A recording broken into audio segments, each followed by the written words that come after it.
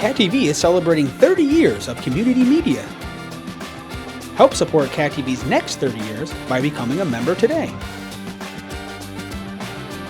Your membership will help us continue covering meaningful, local content.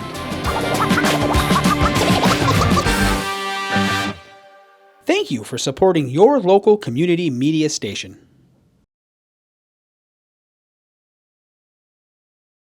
And as this is a reorganization meeting, I will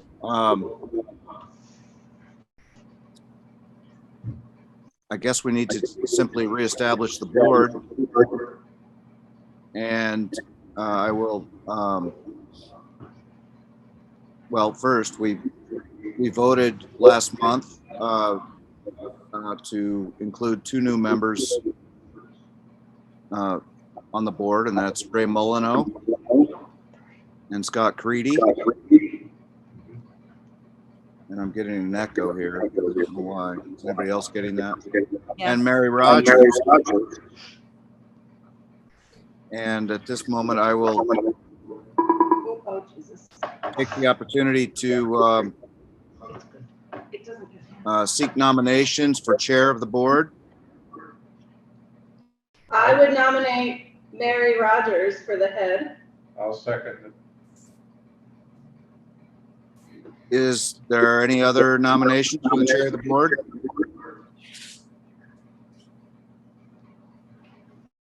Any other nominations? If not, I will ask the board to vote for Ms. Mary Rogers. Hi, John. Aye. Aye. Aye. Okay, unanimous. He's Mary. not a visitor. Oh, aye. Mary, welcome to the board, Mary. Thank you. You know, it's Oh, there does not need to be a vote. it is not common for a new member of the board to be nominated as chair, but I will mention that Mary has been a critical, important part of this village board for a number of years now, and probably has her pulse on more than any of us. And I am so grateful that she has stepped up to do this. And all I can say is welcome, Mary. And I look forward to great things. And I will turn the board over to you now. Okay. I will need your advice and guidance along the way, especially for this meeting. And Matthew, oh, thank you. Matthew is here, or Mark is here too. So we now need a nomination for a vice chair. And if it is permissible, I will nominate Matthew for vice chair. And I will couch my reason for that being that Matthew has signed many, many grant documents and other documents that are ongoing right now, including our ARPA matters, that if Matthew were to step down, Lori and I are now pulling hen's teeth to find all the right forms to find somebody else. So I would nominate Matthew for that reason I second for the this. nomination. Thank you. Is there any other discussion or any other nomination? Being none, let us take a vote on that. All in favor, aye. Aye. Aye.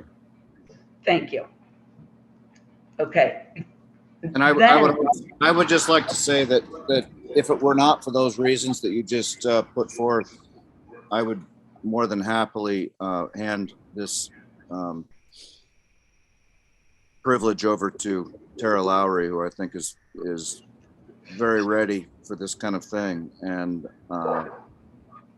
so as soon as my services are no longer needed, I'll be happy to. And as soon as we can get through the couple of grants that we're going, and I believe your term ends next year, does it not? I can only hope so. Okay. Well, we're not going to make it end prematurely, but yes, but thank you. This is a great team. And I think we've got lots that we can accomplish. Now, again, please help, please provide some guidance here. We have a number of people in the audience. Is it okay to change our agenda to address some of the public issues first, the reason why people are here in public? Yes. Okay, thank you. So then may we move on first? I realize the fire department is here. That may be a lengthier conversation, but let us move to the continuation of the previous public meeting. And this is the ARPA funds requests.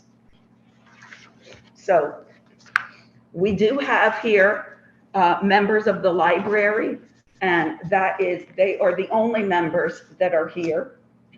I did provide all of the trustees with a spreadsheet showing what all of the funding requests have been.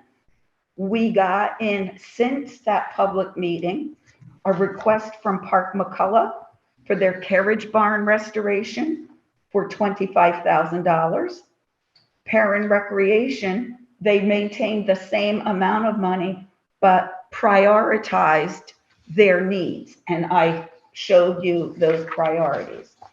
And then just simply to start discussion, I just provided a suggestion of how we might be able to fund this, and then still retain, because one of the things that was very important to the previous board, including Mark, was to retain some of the ARPA monies for village projects. And we could retain, even under the one suggestion that I had, it would retain $81,000 for the village. It could be more or it could be less, depending on how the board chooses to fund these projects.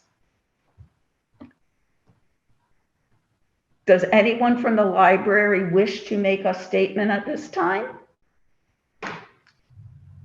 I could. I can answer questions too, if that's what's desired. I think that in the previous meeting, those of you who were not there, there was overwhelming support for all of the participants. So perhaps Jenny's idea is best, just to answer any questions, if any of the trustees here, especially the new trustees, had any questions for Jenny and for the $71,000 that is requested tonight. We might mention that $71,000 is the balance of the cost for the HVAC. That is correct, right? Changes in addition Thank you. to the library. So this is in addition to. In addition to. The 80,000 that was. Right.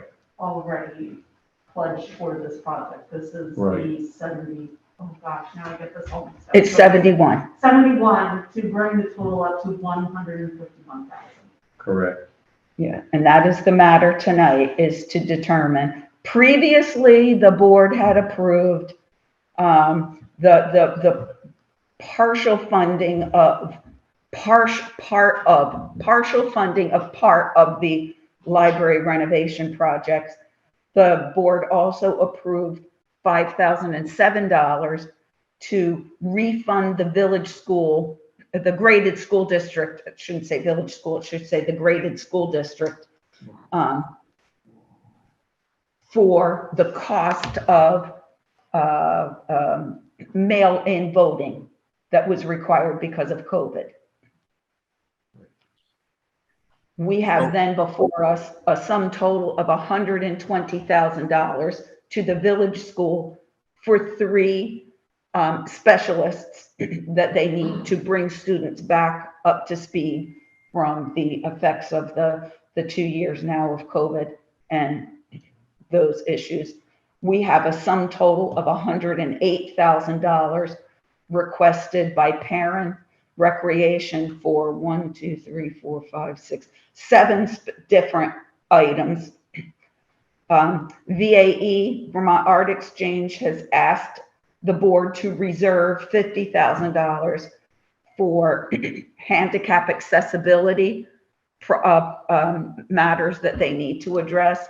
They will not be doing that this year, but as we discussed before, we don't even have in hand all the ARPA monies yet, and we still have several years before they all need to be dispersed and spent.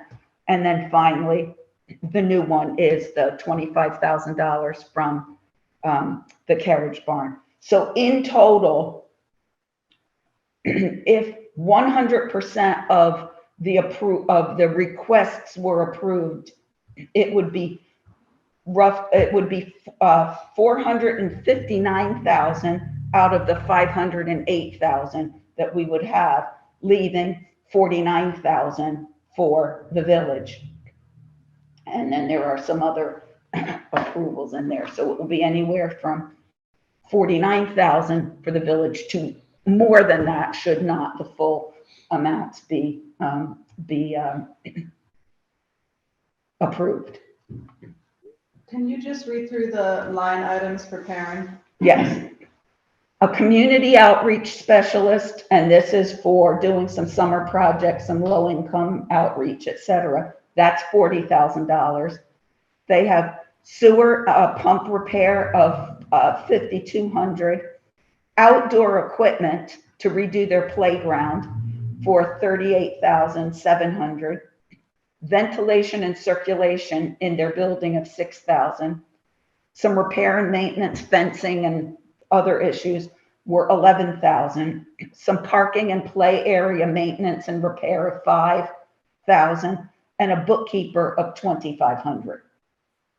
Now, because of the way the final rule is written for ARPA,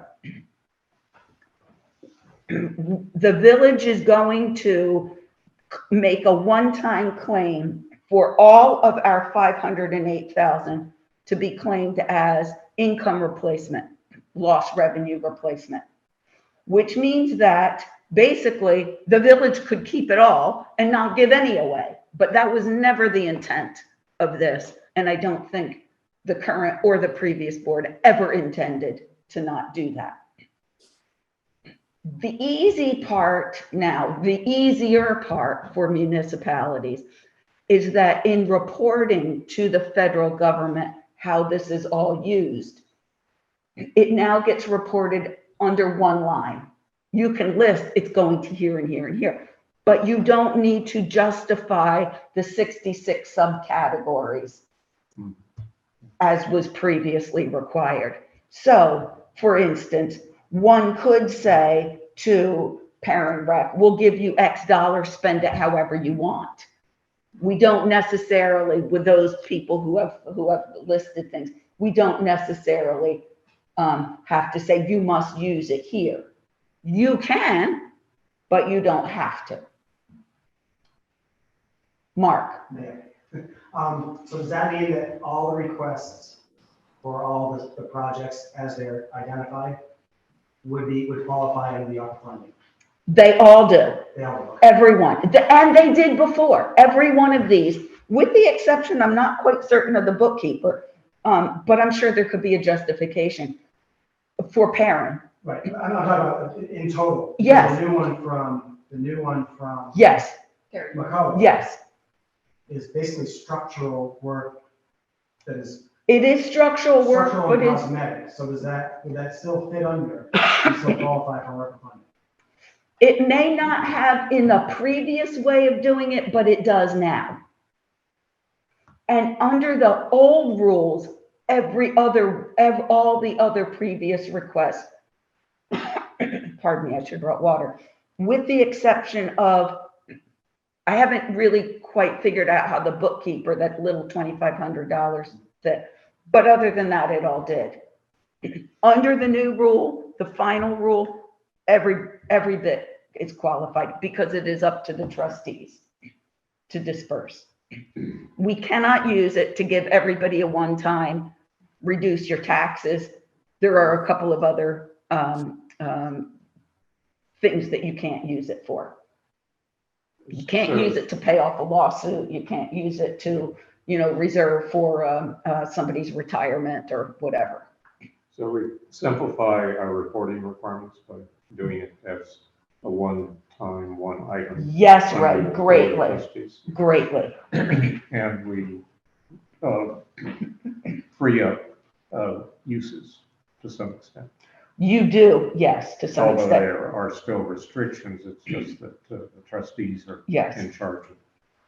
Now, it would be my intent, or it would be my desire, that Doug and I, mostly Doug now, will still retain all of the records, all of the detailed records with the specific invoices or whatever it is from the entities that are given the money. So that should there be any audit trail required, we would have it. Because the village trustees are still responsible for this money, even though there is a much less stringent requirements for pigeonholing it. But I'm thinking it might be to our benefit to keep the records in tip-top shape. I would agree with that entirely. Yes. You know, these requests were based on these particular categories, and I think we should hold the recipients to justifying any changes, frankly. Mary, is there any justifiable reason that we need to retain more than 49,000? Like, are we foreseeing future needs for any ARPA funding that we would want to have more in? Okay. That's right, yeah, actually, so some of the projects, and again, there are no hard numbers on what's out there. It's just, there are certain projects that have been kind of put on hold based on what we've had to work with over the past whatever years. We finally got Park and Rec kind of putting aside money, and it's in a healthy spot right now, but tackling one of the projects that we have out there would basically zero it out, which would not be a good spot. The immediate needs are Welling Field. We are starting now to have some interest in Welling Field. We have a wiffle ball league that uses it now for the second year.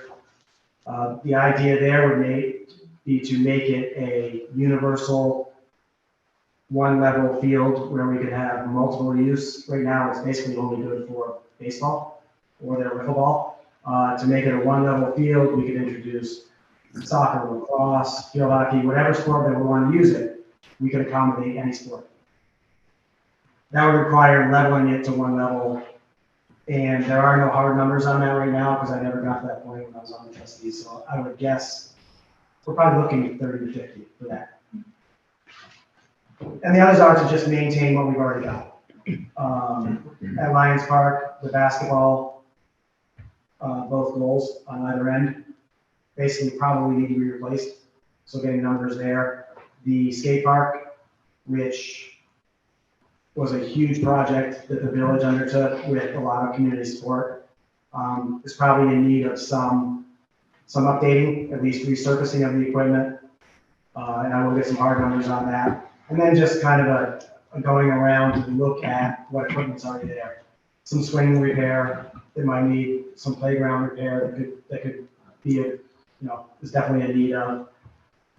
Buildings there, those buildings were built to last pretty much a war. They are bunkers. So they're in really good shape with a little bit of cosmetic, maybe some seating. So if I had to roughly guess, we would be somewhere in that $50,000 to $100,000 to get all of those done. Not suggesting that you keep 50 to 100 of ARPA money. I believe, Mary, correct me, is there maybe 30 to 35,000 in Park and Rec? There is Just a hair over 30. 30,000, yes, and that is already funded for the year, so that's what we have now. So if we were looking at those two figures of roughly 50 to 80 that you were kind of pigeonholing, that 80 is a very attractive number. Yeah. To not only complete those projects, but also not deplete your Park and Rec where you can't do minor things that happen every year. Trees falling, accidents happening, things breaking. Yeah, I agree. So that $80,000 roughly would be a really good number to set aside for for your village park and rec. Okay.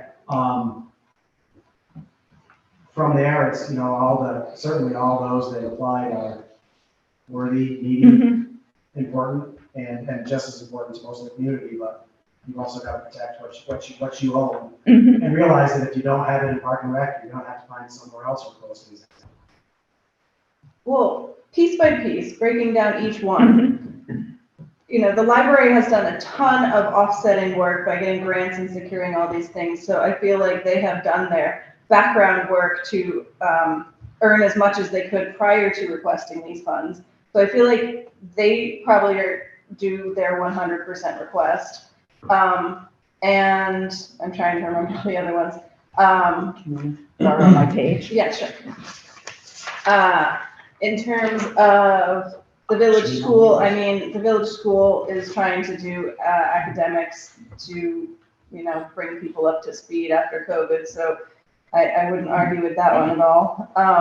But perhaps the last three, Perrin, VAE, and Park McCullough, could all get like 90% of their request, and that would give us more that we still retain. That would help with that. Well, in what I presented to you, I was only presenting Parent Rec at 75% of their You were, request. okay. I do know that VAE actually originally were going to ask for 75. And they so pared they've that already down? pared it down. Okay. Yes. And pardon me, I really haven't had much discussion with Park McCullough. I did send off to you guys the proposal that was there. The only thing that I think absolutely must be done today is the library request, the village school request, and at least the parent outreach specialist. The reason for this is that, and perhaps parent sewer pump repair. The reason for this is that those projects are imminent and ongoing right now. We have the funds and more already in the bank account to be able to pay that out if we had to pay it tomorrow. But the village school, for instance, they can't wait until October. They need to know. Yes. So And I think that theirs is a very justifiable request. yes. So that's why I'm wondering if, however, whether motions should be made singularly or for, terrace. So have at it. I would just like, I guess, maybe approach the library first, and maybe Jenny and Mary can speak to this. One proposal I had, because of the overages of those expenses, maybe I would propose that, where are we at now, Mary, with our annual contribution to the library? That's been fully funded. Okay, but For this how year. much is it? 20, wait. I should know that off the top of my head. 25,000, I said. 27.5. Was it? Thank you, Lori. 27.5. Lori, what was that again? $27,500. That was our budget, but that's not what was done for this fiscal year. For this Okay, fiscal so year. in the new fiscal year, it's 27.5. Yes, in the In new fiscal year. Beginning July 1, Matthew, it's 27.5. And it went up from what? 25. It was level funded, and then in the meeting, the voters approved the additional 2,500. Right. I guess this question is to Jenny, is whether or not, as a trade-off, because of these added expenses that have kind of swallowed up a good portion of all this, if in the interim, I know you need the money now, if in the interim you might be able to find another, whatever, 10,000 over the next 2 years, 10,000 for 2 years, 20,000 total to cover these expenses up front, such that we could commit to a reduced annual commitment for 2 or 3 years, whatever works for the board, just to free up some of the other commitments. I'm fully supportive of the project, the library, and I think it's great, but I do think that the board was caught, well, your board and our board both were caught a little bit by surprise. And I feel like it's kind of a fiscal creep that we're, more and more type of stuff. And if you could get this project done, use that to sell in your fundraising efforts to come up with, say an extra 20, so that we could reduce over the course of the next 2 years, say a $20,000 net reduction in the annual. So Matthew, I'd be happy to speak to this. So point one, so the trustees, you all are determining responsible use of these funds that are generally above and beyond normal operating conditions. And I think that it would be hard to forecast what our needs would be for 2 or 3 years down the line.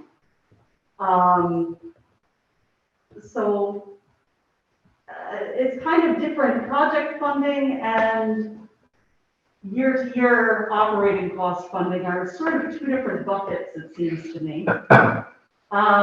Additionally, and I cannot, and the trustees and I work together to develop the budget and ultimately determine what we're going to do. In terms of fundraising, we are taking donations. So if y'all would like to jump in and help us get, $10,000 or $20,000, there you are. It is, but I'm not entirely sure if I can agree to level funding for 2 or 3 years down the line in exchange for this. I don't think that would be a responsible decision to make on the fly here. One thing I did learn about this HVAC system that may help persuade is that it is a heat pump as well. It's a very complete system, so I'm anticipating that our fuel costs will decrease in the year ahead and provide more comfortable, filtered, safer air in a public space. Because I'm not entirely sure what the question is. Well, in this. So I think that you made a good point that if this project's going to reduce your annual budget needs with regard to fuel, for instance, that then granting you the money now so that this project can be completed might afford a reduction in budget ongoing. To reframe it a different way, if these funds are not secure, the library will be forced to take out a loan. The payment for which will likely be passed on to taxpayers. So it's, so I'm not quite sure what else to put there. Don't get me wrong, Jenny, on this, because I'm just trying to think of ways to. The thought I had, I think, 5 years ago, I think our contribution to the library was maybe $10,000 or $12,000 a year. It's now $27,500, which, and I have not opposed, and I've voted for all those increases, but it does seem to be a shifting from being, what you were in the past to a more community or taxpayer funded operation. Absolutely. In the past, we were funded by our municipalities in an unsustainable sort of way. And we were 5 years perhaps away from being forced to close. The increase in community support was necessary to keep us open. Additionally, we have doubled our annual fundraising capabilities as well.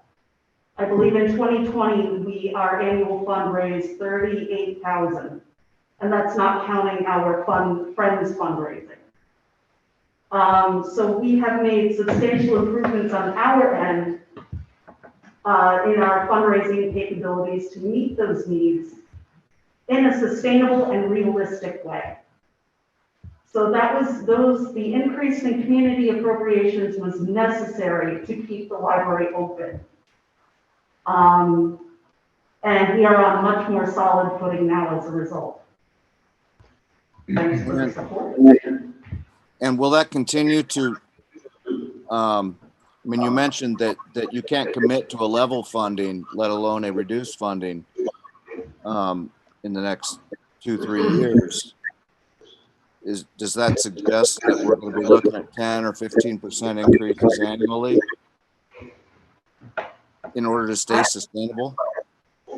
It's difficult to forecast that far ahead. There may be a need that arises, and we are very careful in how we plan for our community appropriations requests.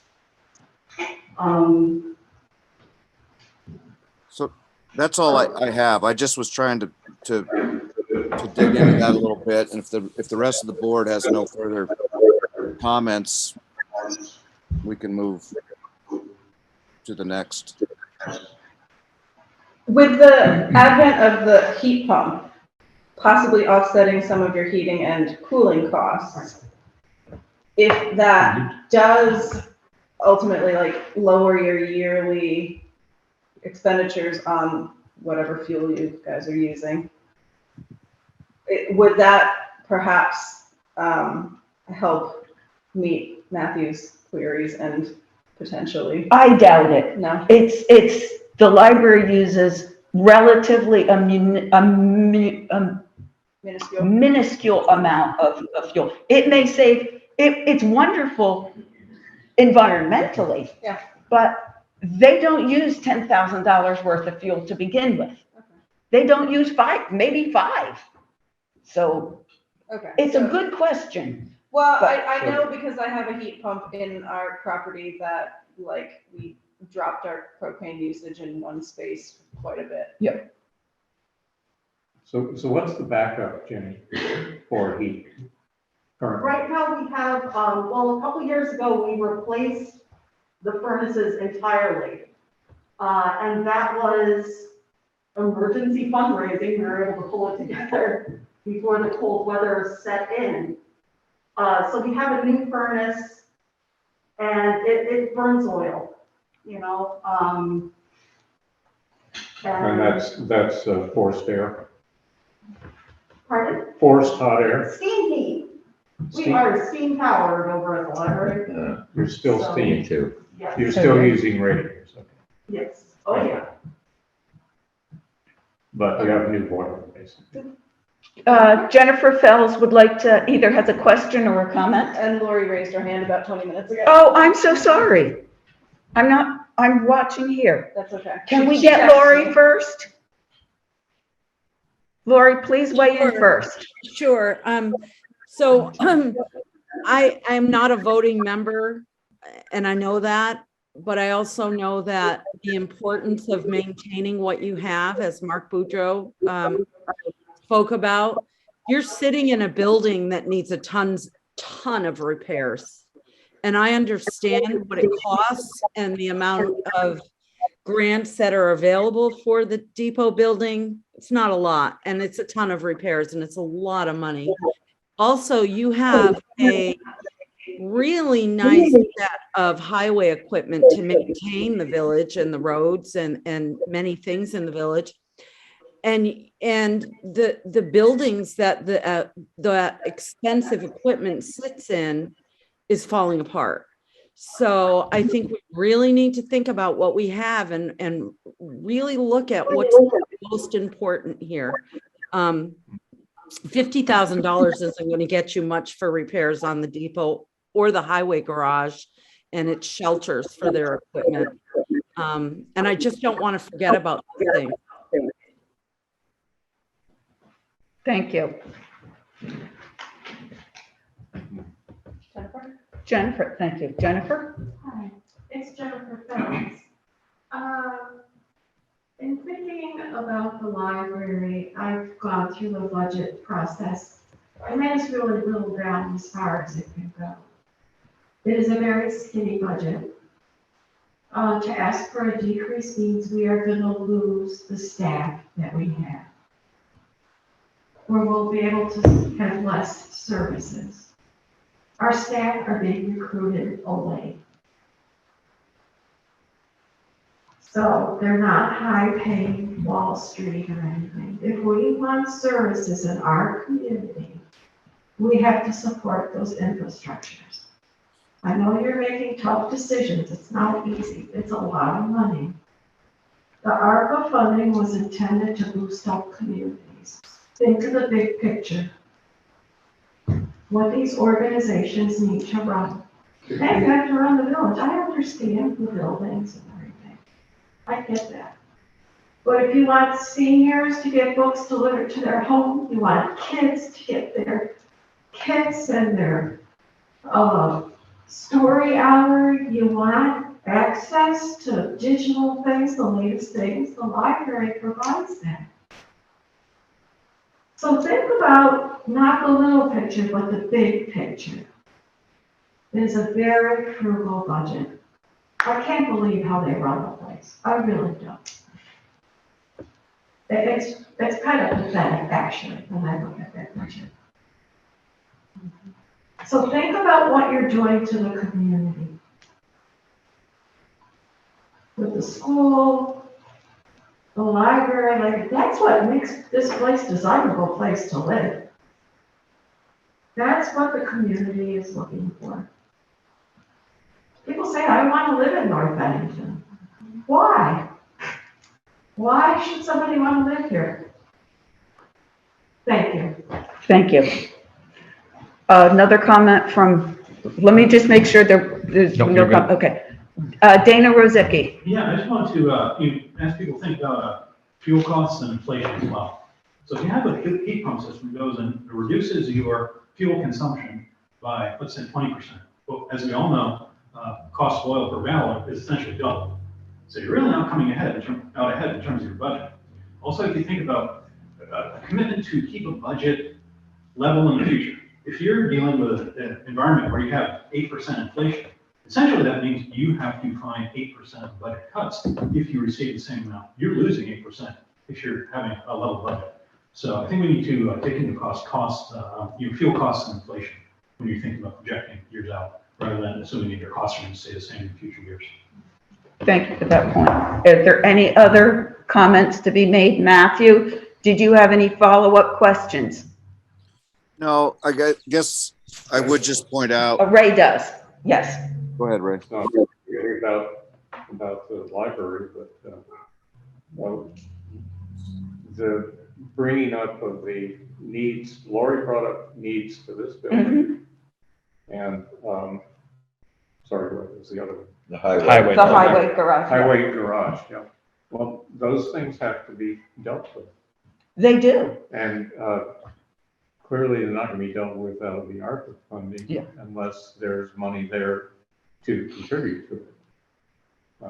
No, then it would fall back to the taxpayers. I actually have I do have some thoughts for the board for not this meeting, but for a future meeting.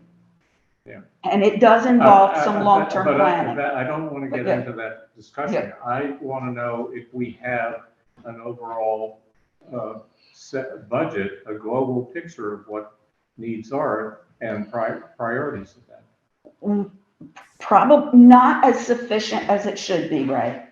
Not as sufficient as it could be. We started some years ago to set up reserves for various Right. things. We have a depot reserve, a sidewalk, et cetera, fire departments, things like that. But yes, very clearly, there needs to be some 10, 15, 20, and 50-year planning going on that we have not yet done.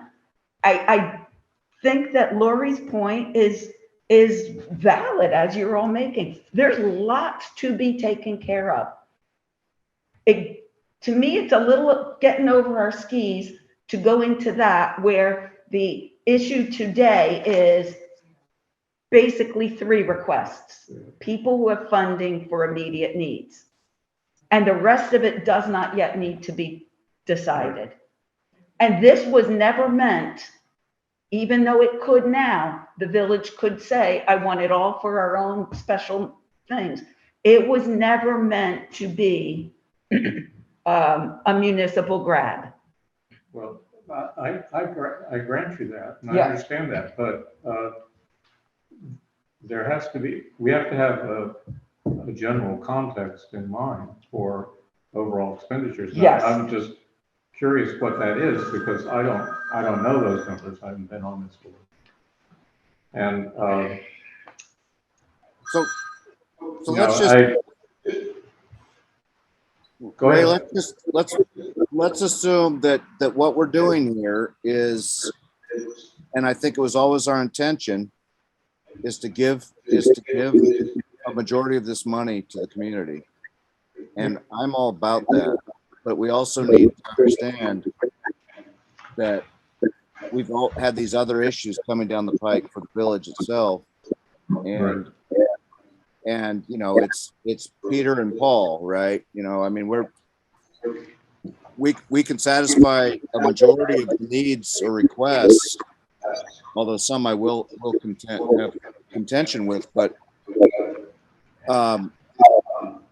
we will need to fix the building, and that will involve a increase of taxes, and perhaps a significant one, Right. which will then have a downward pressure on our ability to support on an annual basis these other organizations. So it's the same.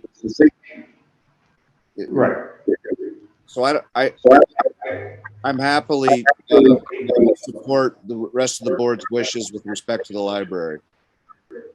So I would entertain somebody make a motion. What does the board, what motion would the board like to hear?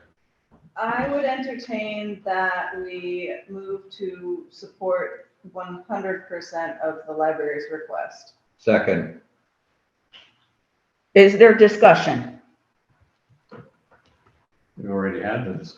Well, I want to make sure, because now there is a specific motion. There is now a specific motion, Yeah. and that is, But we Okay. had the discussion. okay, That's all I'm saying. well, I know, but one last time, because Matthew had some thoughts before. Right. So that is the motion to grant $71,000 to the McCullough Library of ARPA funds for the HVAC project. Okay, Now we take a vote. that was motioned and seconded, thank you. Now we vote, all in favor, yes. Aye. Any decline, any no? All right, good, move on. Thank you. Hey, Mary, can I interject about, so Norm, I think it'd be great to maybe suspend this for what I hope would be a quick highway report. Okay, You think it's relevant to what's coming?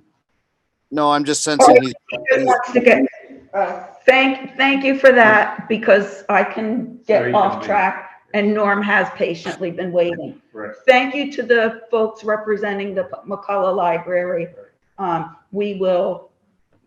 We've settled that matter. We will now move back to the highway facilities report, and then we will come back and discuss the rest later at the end of the session. We will come back and discuss the village school requests and the other ones. Sounds good. Does that sound good to Should the go board? for highway than fire department. Yes. Yeah. Okay, thank you. Thank you. Good. Norm? You're welcome to stay. You can go. Okay. I'll be here. Okay. So Okay. Norm, thank you for your patience. So like Matt said, quick report, we've certainly covered a few issues. You know, the depot needs to be priority.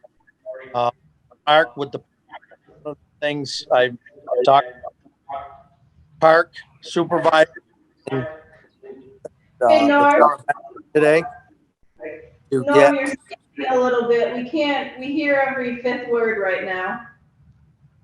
Norm, that- what if you turn your volume way down so it doesn't echo through? I don't know if that's the problem. how's that? Is that better? That's better. Okay, so I got my volume way down. So, one of the big things that, like Mark said, we got to put the depot on a pretty high priority. Work on parks, the things that we have. I've spoken with Mark Sawyer today in the town of Bennington about wood chips. If you go to the skate park, under the whole swing set, that all needs to be dug right back out and re-put fabric and wood chips down. It's all rocks and dirt. I got a call today about some bees there. We went up and tried to find them and get rid of them. The split rail fence in the front, the kids keep destroying. There's been a ton of vandalism on the park. You know, I covered up spray paint on Monday. That really needs a piece of guardrail put there. I don't think it would look completely horrible. It would protect any cars from driving in. They drive up onto the skateboard ramp. That would stop it, and the kids couldn't break it. So again, there's a little bit of an expense. As far as everything else, we're just working on getting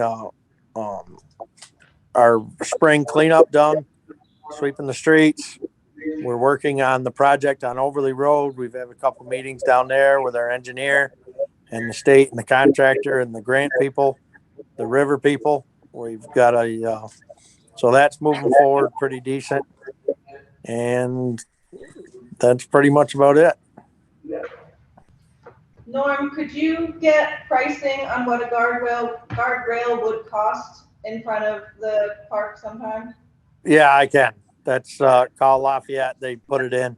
I don't think it would be crazy money. We actually have some pieces of straight guardrail that came off the bridge when we redid it. And so it just needs the long post. You know, it could be painted, you know, so there's graffiti, you know, I don't know. So it could be painted in such a way. I've actually spoke to Matt Perry about the skate park, the equipment, and maybe they do some sort of project and they paint it with flowers or something. I don't know. Maybe it'll deter the graffiti there. You know, it could be an idea where we plant a couple telephone poles and build a wall and let the kids say, if you want to paint something, go have at it at that. You know, just stay off of our park. But you know, I don't think a guardrail would be that crazy. We also have some improvements that have to be made on the back of the firehouse where that tree got cut down, where the cones, and that's through our insurance company. That we've got to get some clarification to deal with that. I think that's pretty much a done deal that you need a guardrail there, right? Or some sort of fencing. At the firehouse? Yes. Yes. More than likely. Yep. It'll need some sort of structure where a car probably can't go. But as we suggested when Mark was around, when we got that letter, to go back to the insurance company. I'm not quite sure if he did that or we still have to do that, of getting a clarification exactly what they want to see. So we're not wasting our money putting something there and it's not good enough, or it's way over. How's the retaining wall there? It's old. Like everything else. Like everything else. Yeah. Whatever we put there will have to be moved way like to where the edge of the stairs to stay away from that retaining wall. You know, we wouldn't want to blow it apart. We rebuilt the section last year over by where they have that generator and put it back together. That's been down for years. By the way, the parking lot there looks fantastic. It does. We're not finished with it yet, but it looks good. Big improvement. Norm, I think if you and Mark collaborate a little on what needs to be done to the skate park, we could get it painted if, you know, we did it after whatever repairs Mark was referring to. Because I think that would be a good idea. It might make it less appealing to paint graffiti on. And then, I don't know, it would be kind of cool to have a wall that the kids could just attack with paint for fun instead of doing it everywhere. Agreed. But That could be right at the top of Puddin' Hill or something. Who knows? I mean, it's just on the, the ground floor. Matt's gonna mail around a couple ideas and you know, see what he thinks. But vandalism there has been crazy. The skateboard park equipment is actually still in really good shape. The blacktop's still in good shape, but if we don't protect it, they're going to destroy it. They're driving cars up there, listening to the radios, and you know, we put a guardrail there, we're done forever. We'll never have to deal with it again. I probably put 15 fence posts in last year. It's time to be done with it. Okay, I'm all for it. Yeah, I think that's good. Just get us the numbers. Is it germane to mention another situation where? Sure, why not? Down at my end of the village at McWaters Park, the ramp off of the parking lot down onto the grounds is being trashed by people driving their cars down there in the mud. Down the ramp? Yeah, because the log that was there has been taken away. It was rolled back for the Birth of Vermont celebration last year, and it's never been put back. Got it. And well, actually, there's a couple posts there that have moved, right? But we need to take that spot, and we need to take the other spot that's up off of River Road, and get an auger in there and plant 2 telephone poles and put a chain up, because there's a ton of people that drive in there. You're correct. We'll go down this week and I'll plant a log by that other spot to keep people out of there. Right, that the other entrance before just after the telephone pole, I don't know who drives down there, drives along the road, and they stop at the downed tree. And I assumed that it was the highway crew and that they were getting ready to deal with the tree, and nothing's ever happened except the tracks keep getting deeper. So. Yep. We'll get down there and look at it. And okay. Something will be there tomorrow to keep people from driving in there. And if I'm lucky, the car will be in there when I set the log. Thank you, Norm. Thanks. Does anybody else have any questions for Norm? Anything else that you need of us, Norm? Nope. Thank you for your report. Thank you for your patience. And Matthew, thank you for not making Norm wait any longer. Have a good night, Norm. All right. Thank you. Thank you. Let's move now, since we have members of the fire department here. I believe you may have a number of issues you want to discuss. The floor is yours. Okay, the fire department's here tonight to request to replace engine 5.5. With a cost of about $350,000 to $400,000. So we're looking to get the board's approval for that so we can move forward. At present, we have What's in our reserve? Let's see, the fire truck reserve fund has 117,344. And there will be another 20,000 in there. So there's roughly $130,000 available for a fire truck. When is this fire truck needed? It's actually was supposed to be needed 2 years ago, Did that come to the board 2 years ago? and we bought the brush truck, so we gave up Okay. 2 years. I don't have that history. Perhaps somebody else knows more about this. Nevertheless, clearly if trucks are needed, they're needed. I don't think it's ever been an issue that the board has not supported the fire department. It's a vital part of the village, but it's a bit of a surprise, honestly, to say $400,000, please, and no prior discussion, not at budget planning or anything. So Matthew, can I ask for your guidance on what Sure. we should do in this case? Ed, when did you and I, Ed, when did Ed and you have that conversation regarding the brush truck? That was the brush truck as well. 2019. Okay. And what was the agreement there, that you were going to need that money and it was going to come out of the fire truck? We would give up 2 years so we could get the new brush truck, because the other brush truck wasn't in service. We couldn't keep it in service because it was bad. So we said, we'll give up 2 years of Funding. Right.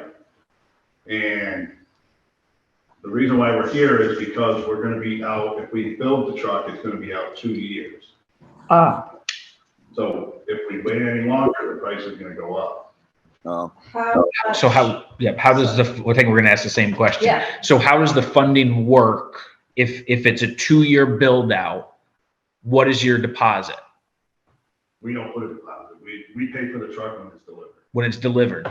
So if it were to be, I'm not a voting member, I'm the treasurer, so I'm trying to just understand from a funding standpoint.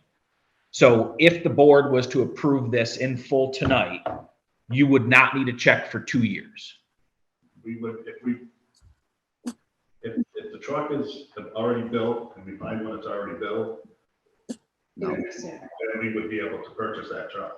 Right, but if we build it, because the E1 that we have in the firehouse now, if we buy the same truck that we have now, that's $480,000. So I'm just following. I just want to follow what you started with your 2 year. That's all I'm asking. So you said 350 to 400. Correct.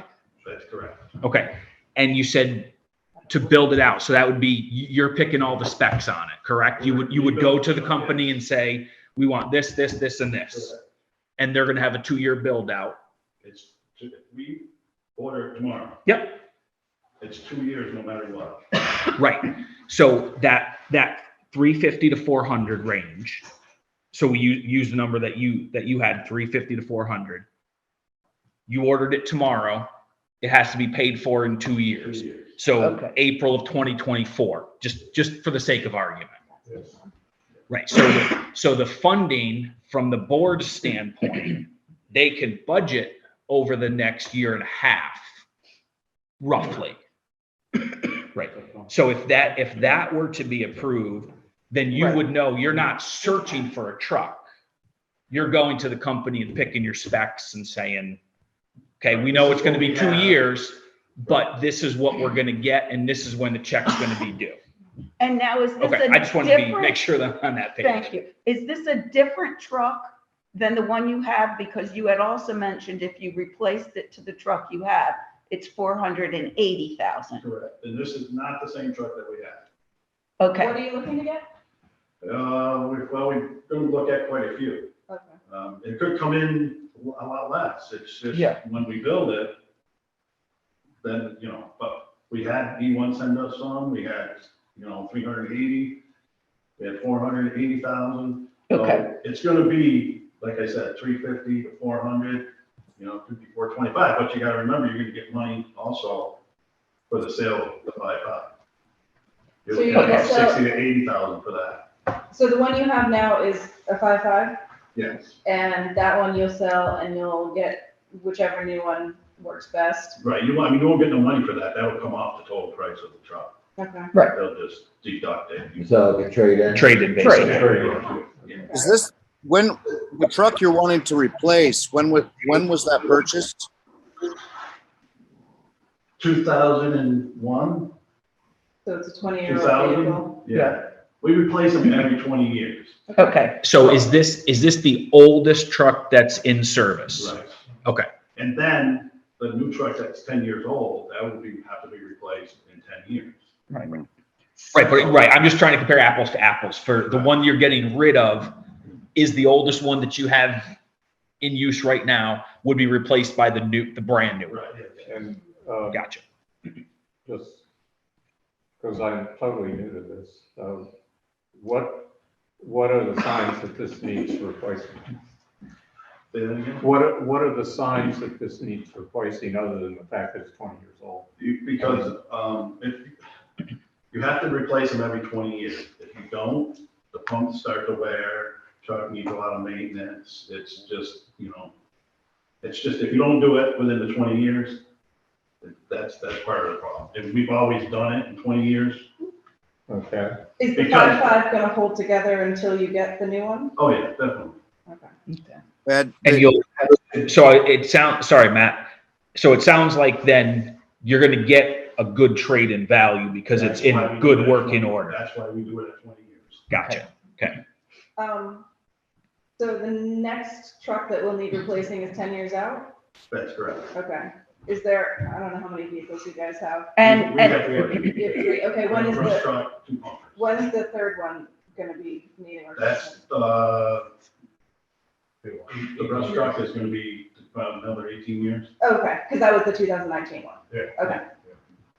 Just That foresee. was a much less expensive truck. Yes. okay. So I think what the problem we've had with the fire department, Ed, is a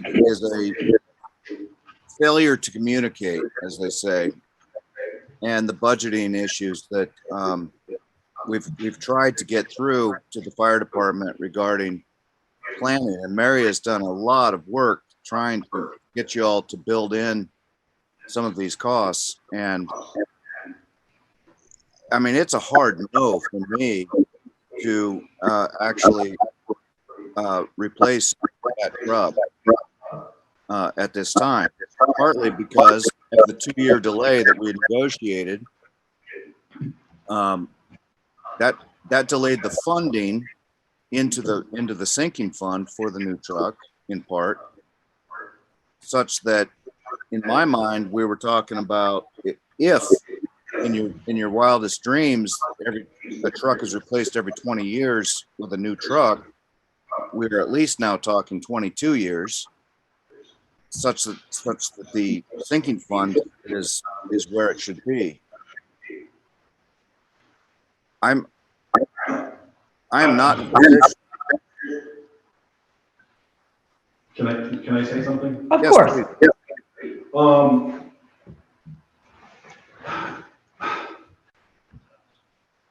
I don't want to bring up the issue of the when you guys redid the road down here.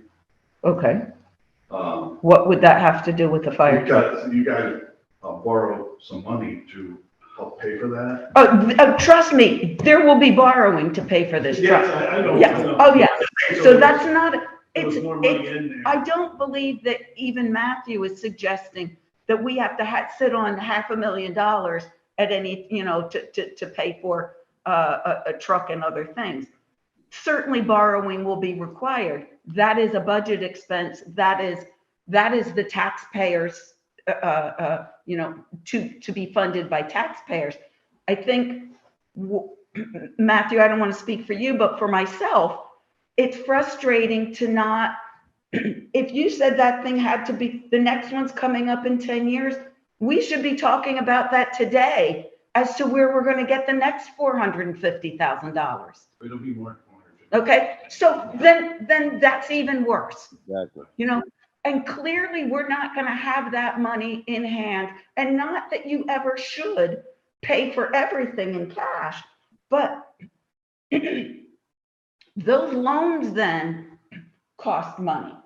And so you still have to have this planned out. We should have from the fire department, and I don't want to get away from this discussion, we should have a schedule of every single piece of equipment that needs to be replaced on a schedule. We do with your canisters. We started that fund 2 years ago because there were backpacks or canisters or something. Because we were surprised by the $25,000 we had to come up with Yeah. for that. So I mean, you guys are experts. You know what you have and what you need. Please try to schedule out even small things. What is it that you need? And best guess, emergencies come up. But best guess, what do you need? We need this many widgets every X years, and our widgets are this old, so we're going to need to replace them in, Y number of years. And then we'll get even current costs to replace. Then we can build in an inflation factor, and we can set appropriate reserves for these things. Right, but we did that, Mary. We sat at the firehouse with you. No, we did it for one thing. Okay. We didn't do it for everything you have. We asked to get everything. So If you collaborated with one of us and perhaps also Doug, to kind of go through the space and say, this thing needs to be replaced here, that thing's, can we help you generate budget? Yeah. I've only been chief for 1 month. So you get to set the I new can't standard. speak for what Ed did or how Vernon talked or anything. I can say, Yeah. I've only been chief for 1 month. Welcome to And the we were team. working on this. and this is now it's not time a to come here. finger pointing exercise. This is not a blame game. We're all new too. But would you be willing to sit down with a couple of us and start to work out that budget so that we can kind of start to anticipate things? Correct. Right, because If we have it, if he has it specifically, he can start to say, all right, that truck's coming up. We should start planning 5 years out, 10 years out. Right, because it's a two-part conversation, even though you're here for one reason. So you have the immediate need that you want to replace the truck, which is what it is. The board's going to have to make decisions on that. The second piece of the conversation that is also for this is you have another one that you're saying within 10 years, it's going to need to be replaced. Okay, from a budget standpoint, to be able to not have to rely on the loans and taxpayers, it's to build it into the budget every year. So if we know in 10 years, we're going to have to spend $500,000 because of inflation, costs going up, divide 500,000 over a 10-year period to try to build that into the budget versus coming forward and saying, we need 350 to 400 in 2 years. Right. So it's a two-piece. But you can't, you only put away $20,000. But what? A year. Okay, Yes. so if you take 20 years, I mean. But that's the piece of the budget that can that's- potentially change. Yes, That's what I'm saying is if like Tara says and Mary says, we work together and build out, okay, these are the big ticket items. These are their useful lifespan. Everything has a useful life. Okay. Some, your canisters, they're on there right now. I'm just using that. Again, I'm new on treasurer. I'm taking over for Mary. We're working it forward. Big ticket items need that long range plan to know what's coming up. Now, if a tree fell on it, that's a whole different story because nobody's going to predict that the tree's going to fall on the truck. But knowing that they have a 20-year lifespan and we're 10 years in, that's when we have to plan to go forward and maybe adjust the budget for the fire truck reserve fund.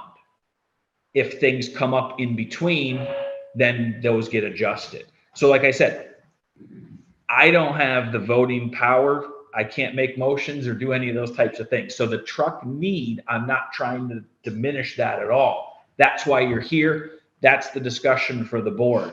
But also as part of it, and like you said, you've been chief for 1 month, I've been treasurer for probably 6 weeks. So we're all getting used to things and going forward. But from the budget standpoint, Tara, it sounds like Tara and I are willing to work and get those things kind of figured out and built into the budget. So those can, going forward, we can confirm with you annually when the budget planning happens and say, look, this is what we have. This is what we're going to try to build into the budget going forward. And then, okay, maybe this year we can't fund it fully for that budget season. Maybe it's at 75%. So we know, okay, maybe we only have to take out a 25% loan in 10 years versus a 75% loan, meaning LTV, the amount of the vehicle. I mean, we'll try to get the vehicle, as cheap as we can, where, sometimes we pay for our, some hoses, we pay for this, the fire, we raise money, you know what I'm saying? Yeah. So it's. I'd like to recognize, $20,000 is not enough. I'd like to recognize I Scott just for a had a minute. quick question. So basically, the build out, you would be ordering the truck. If you get the Unless okay, he. Yeah, no, I'm just saying if you hypothetically. get the okay tonight to say, okay, yeah, we will be out 2 years. So Correct. Trump, So but my question is, do you lock in the Yes. price at Yes. that moment? that's what we pay. If we wait 2 years, it's gonna go up 15%. Oh, yeah, per yeah. year. But it's not like they come back and say No, we had cost once you sign overrun. it, It's, So you get a that's fixed the price. price. Okay, that's good to know. All right. But I would love a tour of the firehouse. I have never been. Okay. Can you, me and Doug sit down someday for a couple hours and just plug out all of the equipment stuff, and we'll just write it down and have that kind of prescience to know what we can start budgeting for? Because if we're talking a truck in 10 years, it's 50,000 a year, fully funded, which we don't expect to do, but if we're, bumping you guys up to 30,000 a year, that's gonna get you closer. If you get to do some fundraising stuff over 10 years, that can kind of, maybe some of it go towards things. And that way we can see like when the pumps or the packs or whatever else needs replacing is incidental and not as expensive, but, that way we can plan. And You since guys you're probably new have a and list of he's new- equipment, correct? What's that? You guys probably keep a list of equipment, correct? Yes, yes. Right, so I mean, you guys can print that out, and then Tara and I can talk to you about what the useful life of everything is and what the current replacement cost is. We had one part for one, 5.6, and it runs the whole pump and everything. Our maintenance budget for the 3 trucks is $5,000. It costs $4,100 to fix that one part. So we can talk about that too. So, So you're new and I'm not, and he is, but we can get together. I mean, and if I'm not there, Andy can, or he can, Okay. if they. We'll So I would prefer it be the chief, and we can work a schedule. I work during the days, so I mean, I'm more than willing to meet in the evenings and on the weekends. That's kind of where I'm fitting this quasi-volunteer job in, as I'm sure you are too. So I think it's more to open the dialogue and get things on track. Now, again, if you say we need a maintenance budget of $25,000, that doesn't mean that that's going to be the approved budget, but at least we have an idea of where you're at and what those especially future needs can and may be. Because just like a car that I had to replace in the middle of the pandemic, which wasn't fun to try to find, you guys have the same thing with the fire And truck. that's not to say, if you come to us and say, the front end of the truck fell off, we need to replace it for $10,000, we're not gonna go, oh my God, no. We can't anticipate things like that, but we can start to anticipate some, and that'll start to balance things out. Well, that's why I came here early instead of waiting, because if we don't at least say, yes, we're gonna do this, you're talking over 500,000. Yeah. 550,000 if you wait till 24. Yeah, so I think Doug and I are gonna be talking to you. But I and- would ask that you guys get your lists together. We've had that conversation before. Get more than just the canisters and the backpacks. Get your list together of everything else so that when they come in, they're not writing the list. Please hand them the list. Yeah, And then we'll- explain it. Right, and then our piece will be, okay, you feel that the useful Mhm, life of yes. this is 1 year, is 5 years. Right. And if it had to be replaced, it would cost $100 or it would cost $10,000. Yes. That'll be the piece that we'll fill in. So, you know, I'm sure, like you said, you have inventories and log lists and all those types of things for, you know, the equipment and stuff like that. So that, I want to be somewhat mindful of the time. That's step B. Going back to your original request, which was to get approval tonight to order a $400,000 vehicle. No, I am agree with Matthew. I think that this is too soon and too much of I'm not a, I'm asking to move forward to look into. oh, look into them. Look You into and can- then bring it back to you. Well, you don't need to You're ask us told. to look into it. You can look into it at any time. Well, we You were appreciate just you bringing saying, it to us. yes. Yes. Yes, I'm Yes. not asking you to approve to spend $4,000 tonight. Oh, But- We'll be back. Oh, with- I'm with the sorry, papers. That is the way it sounded. That certainly is the way it sounded. I am so sorry. No, I wanted you to So- allow us to have trucks come in, us get the paperwork, bring it in front of you, and then you approve. That's it. the same way that the highway and everybody else does their That's what I'm stuff. asking for. Perfect. But- That's it. But Now, I do think this conversation that Doug is initiating is important Yes. because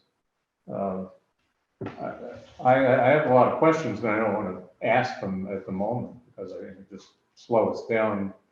And it's clearly got to happen, not immediately. We're just giving the go ahead to think about this thing, get it together. But I think the better conversations will be when Tara and I yes. can Yeah. meet with you. I think so. Like Mary said, there's an A and a B.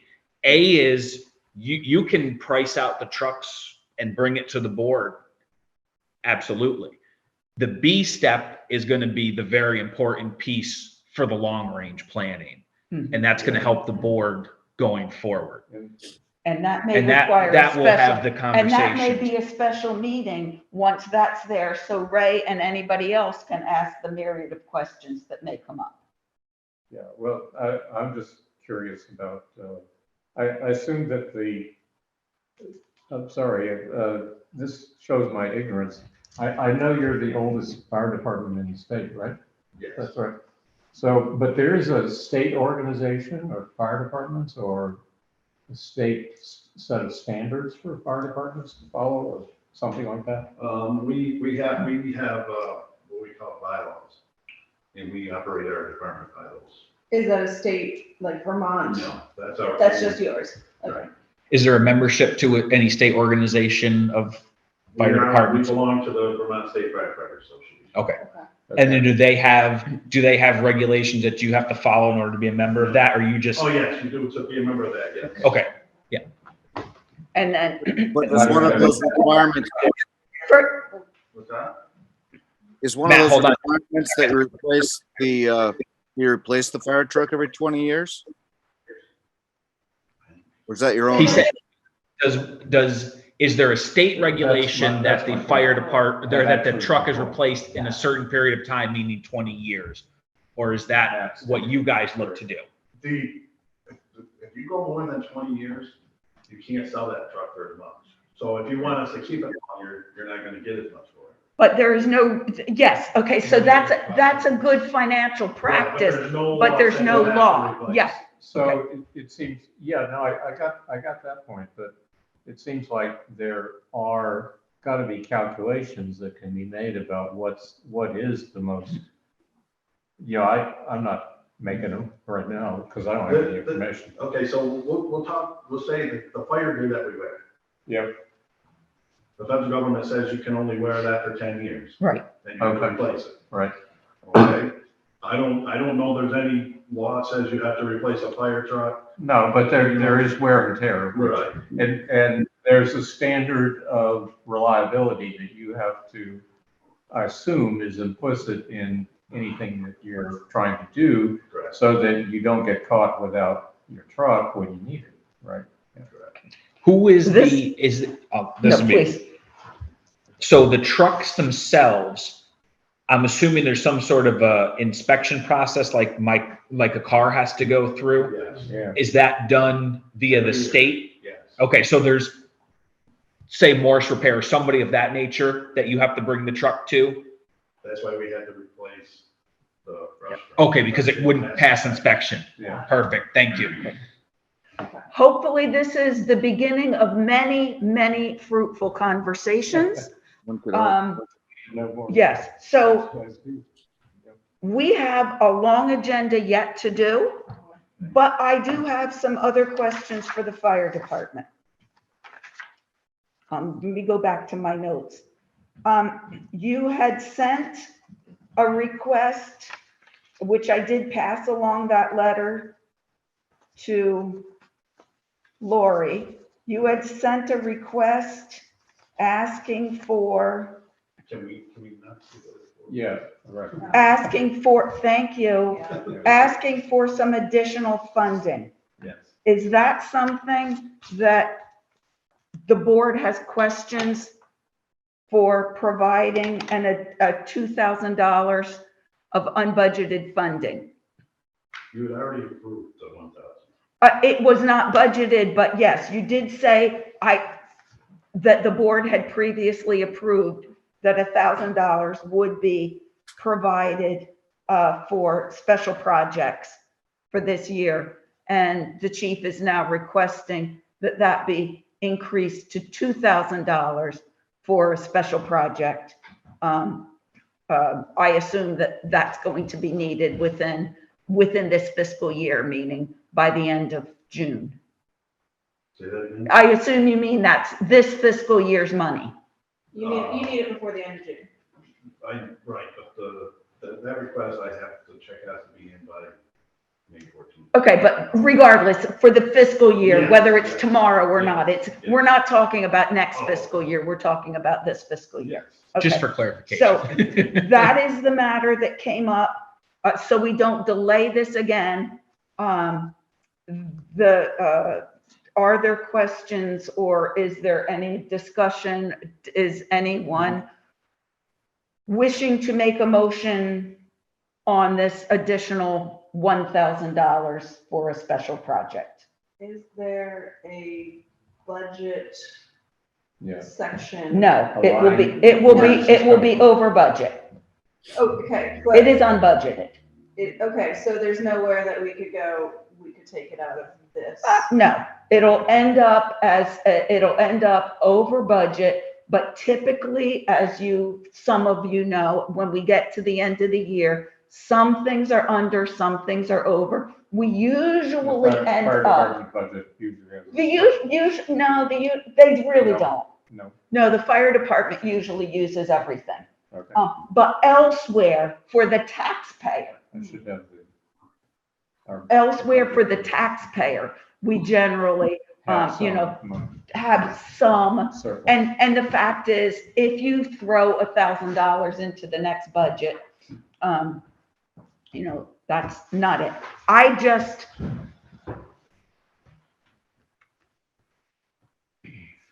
I don't know. What, so I It missed came up simply asking for the board to, the original additional request, Mary, was how much?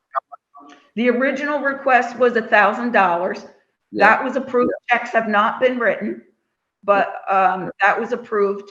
We'd have to go back and truthfully, I wasn't paying attention, so I don't even know what month that was or when it was, but And now they're asking for how much more? an additional 1,000.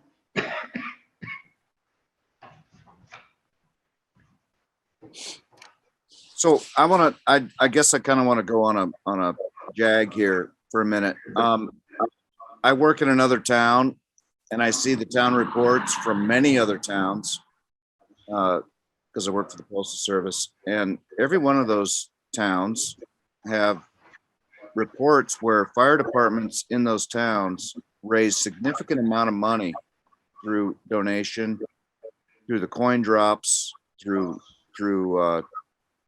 lottery ticket, raffle type of deals.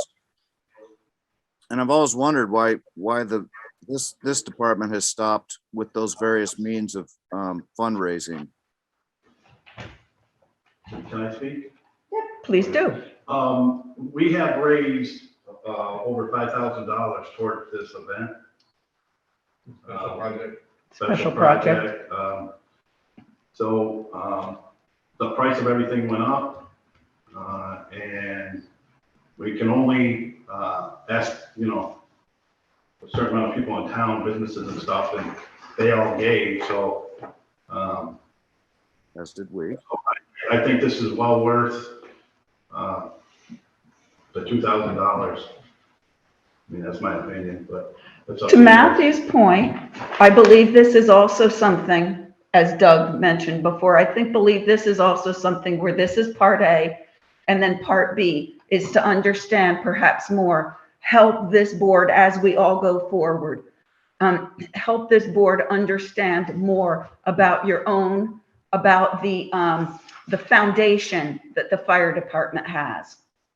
And what that is. Perhaps at some point we'll sit together and understand what your 990 looks like and see what that funding is and where it comes from. Perhaps there are some other collaborative things that can be done in the future to enhance that. It is absolutely unequivocal that the fire department is vital to our community, as are so many of our other communities. Agreed. I don't think this board has ever disputed that. So that's the part B, that going forward, let's understand together where the opportunities are, much like we look at any other entity coming before us.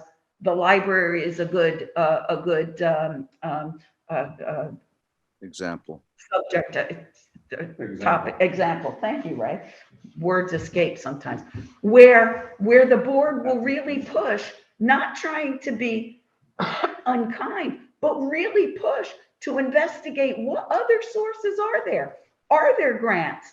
And maybe there are, I don't know, but maybe there are things within, whether it's the Vermont Community Foundation or grants that are available to fire departments and other health departments. I think that's another subject, not for tonight, but let's see if we can work collaboratively to understand these things. It just helps us all. Yeah.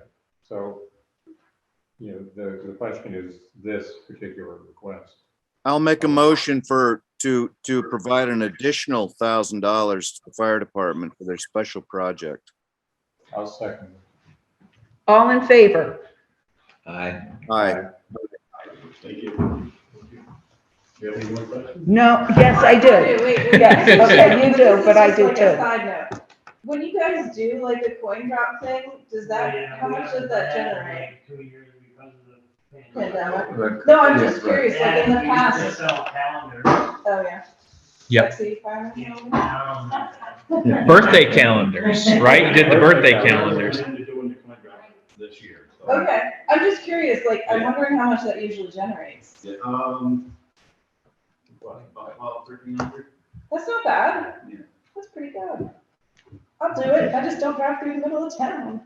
Yeah. Well, As Ray said, there was Water Street is one, where there that was a is. question, but I don't want the point B to go unaddressed, much like we had in the previous discussion. I do have one other question, unless No, I'm good. anybody, okay. Chief, you had also mentioned to me in a phone conversation, I believe it was, that the fire department is looking at some significant renovations to the building. Correct. And I think the discussion was that is a public, or that is a village-owned building. So I would just request that any discussion before anything is determined please have, whether it's in a separate meeting or whatever, please make sure that the trustees are aware of what those plans are, and well enough in advance that it's not something that they need to decide at a particular meeting. Yeah, okay. Maybe when we talk, we can ask about that. Yep. Yeah. So that's That another should be good, part so of your if, when we're there, if you don't mind, exactly. Right, and like I said, that way there, we kind of have covered everything. And then when we come back, like Mary said, we'll probably end up having to warn a special meeting because of all the things that'll be there. So that way there, we can kind of cover the full gamut A to Z and say, okay, while these are on hold, this is what's gonna need to be done. Right, I mean, there's been, the only thing that's been done to the firehouse is the floor and the back deck. The inside of it has had nothing, you know, it's been painted and stuff, but. Right. And that, again, this is for a different meeting, another discussion. I just wanted to bring that up because you had brought that here, so I didn't know if that was still current. But all of the buildings in this village are going to require a 10-year plan out. As a matter of fact, part of this agenda was to look at the hazard mitigation. And part of that hazard mitigation is the fact that the firehouse is in a flood zone. Maybe that firehouse doesn't belong there anyway. And in which case there is money to be had, grant money to be had to do that. So another day, another discussion, but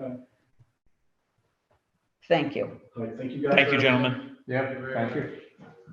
You're free to stay or go. Thanks for sitting here for this. But either one of you want my cell number, you can call me. I'm there Sundays from 9 to noon. So- Okay, while that's going on, I'm going to go back to the original, or the part one of the agenda, if we may, and that is to review and approve the minutes. I would like to review and approve the minutes of the March 8th meeting and the public meeting of the 15th. Lori had previously sent these out. Yeah, could we separate them, since I had nothing to do with the March 8th minutes, but I was present. Thank you, Ray. We will do that. Thank you all folks. in the public. Okay. Yes, Ray, that's a great idea. Okay, so the March 8th meeting, did everyone, those who were, those few, well, only one of you, I think, was still present there. Although Doug and I were sitting in. Tara, did you see anything on those meetings, or Matthew, did you see anything on the meeting minutes of March 8th that required editing or adjustment? No. That was Do I have the, a motion to approve? Wait, what'd you say? I will make a motion to approve. That was the meeting, that was the annual meeting? No, that was the regular meeting before the annual meeting. That was just the last trustee meeting, March 8th. Okay, I'm looking at the March 15 ones right now, but yes, I have no, I'll make a motion to approve. I'll second.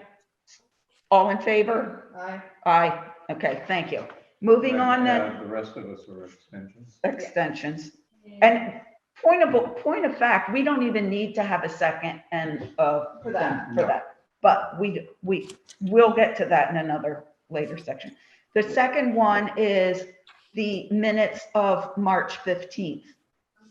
Lori and I have previously discussed making some changes to the attendees list. So I know Lori has some of that Right. going on. Ray, did you have a question? No. Oh. I would move to approve. Motion to approve? With, subject to changes in fact that Lori stipulates when she discovers the list, I guess. Lori can resend the Tenants, minutes. I second. Seconded by Tara. Lori, do you have that? I do. Okay, all in Yeah, I'm favor? all set. She's just taking notes. I know. Okay, been motioned and seconded, all in favor? Aye. Aye. Aye. Okay, keep myself in order. We have had a number of citizen comments already, but I would like to bring up one that came to me. And that was person asked for additional lighting in the skate park and the basketball court. I did ask Mark Boudreau about this. He informed me that the skate park and the basketball court are, the lighting there is purposeful. It is dawn to dusk only. And so I will report such to the person who questioned this. But because it did come as a question to the trustees, I want to make you aware of that, and that will be answered. Excellent. No, it is dawn to Okay. dusk, therefore we shouldn't require lighting out there, Okay. unless it's a security measure. You know, I will ask the person if they feel that it is security.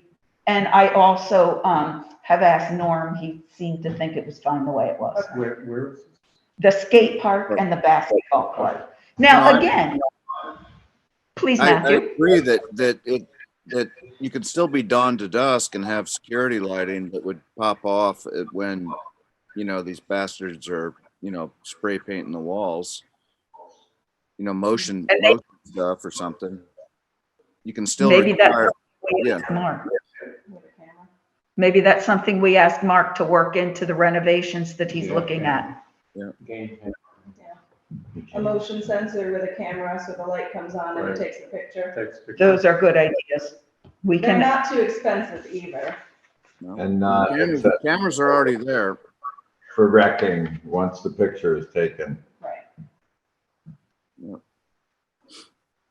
Okay, so Okay. that's good. so anyway, just wanted to mention that. Oh, wait, here's my agenda. Here we go. It's, Treasurer's report. We have we have to. warrants to discuss. I do not have my camera, but the one warrant that you sent out, Which one?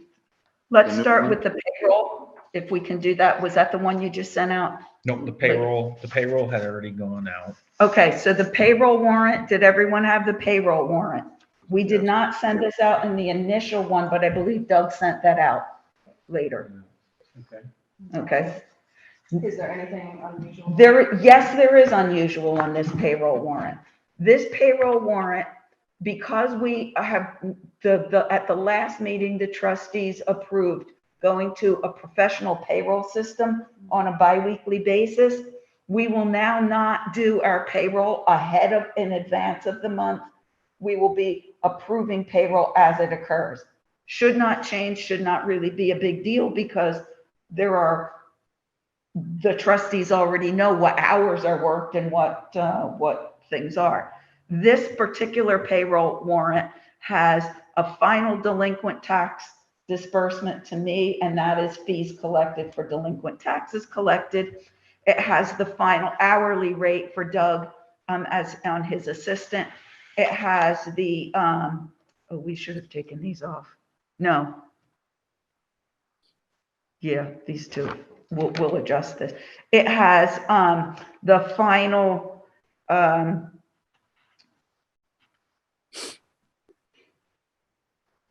bonus checks. I'm losing my word for Norm and Kyle. Do you remember which two were the bonuses? Bonus checks. It was this one, Um, this one, and this in one. Yeah. an effort to cover the gap transitioning from weekly pay to bi-weekly pay, Do you have a thing that you could we quickly recognize that recalculate this? would leave a dearth of 1 week. Yeah. So we added a bonus of a half week's pay to cover the spread so that in the transition from 1 week, from weekly to bi-weekly, it would be less of a hit on their budget. Well said. I don't Exactly. get that. I'll accept it. Nonetheless, you've thought it out and I haven't. Yeah, we had a lengthy discussion to make that happen. And Doug is calculating what I'm gonna start it one more time. this warrant will be. I apologize for the delay. It'll only be a moment. And what are we removing? There were 2 paychecks that appeared here that were on the previous warrant Okay. because they were regular. Right, because paychecks. we dated everything for the 31st of March, so that April 1st, which is the beginning of a quarter, all goes over to pay data. Got it. So our quarterly responsibilities ended on March 31st. So the paycheck was dated Showed up earlier. Last month. Exactly. Got But it. then when we pulled this report, it also pulled onto this report and we just forgot to take that off. Okay. So the total should be the $1,645.69. I would move to approve 1,000 something. $6,045.69. Second. Oh, Seconded. Is Okay. It's what, how much? There you go. 1,000 or? 1,600. 1645? Yes. 69, okay. Yeah. Motioned, seconded, all in favor? Aye. Okay. Those of us who are here will sign. We can start with Scott. Those of us who are here will sign this. We will now move. There is a special warrant that was sent out, and that is for the checks that came in that were, thank you. I'll do it at the end. The checks that were written late. As always, Lori can explain this as well. As always, we get things in the mail because we meet once a month. We get things in the mail that must be paid prior to the next meeting. So we had a number of invoices that came in after the March 8th meeting. This warrant also includes the fact that, thank you, that Terra Bound, that was the check that was written for the dog receptacle thing up at the park that Fund for North Bennington reimbursed. The Fund for North Bennington actually paid the thing, so we voided that check. So the net of this warrant is $2,033.02.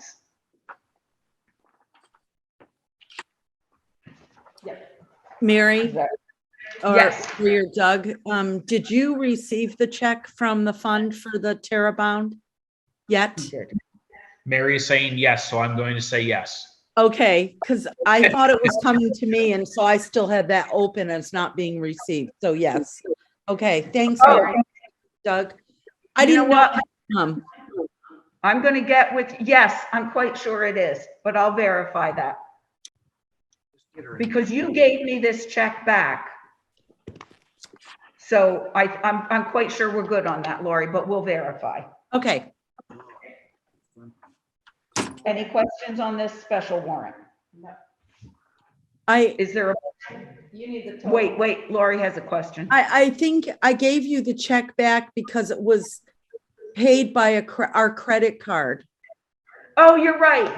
And So yes, I'm- we did get the check. We did get the check from the fund. I'm You quite sure did? we got it. I'm Okay, pretty sure we'll verify that. okay, Thank you for that clarification. Too sure. many details. So I'll make a motion for this warrant of, what is it? Additional? Yes, checks? additional march. Additional account, $2,033.02. Second. Motioned and seconded, all in favor, aye. Aye. Thank you. The last warrant we have is the April, typical April expenses, and this includes some late Yep. bills that just came in. Doug has included them in here. Yep, this was the amended one that I just sent out right before the meeting. Lori had gotten, Mary and I had worked on Sunday on the regular warrant, had it all set to go. And Lori had gotten several bills in on Monday that needed to be included. Otherwise, we would have had another special warrant. So I just amended this warrant. So the one that I sent today is the one that's in front of you. So the grand total on the warrant is $33,384.13. Got it. And the last three items, the Blue Cross, the Consolidated, and the Peoples, are the three, technically four, because there's two Peoples. It just combines it for this. So those were the only differences from the first warrant to the second warrant.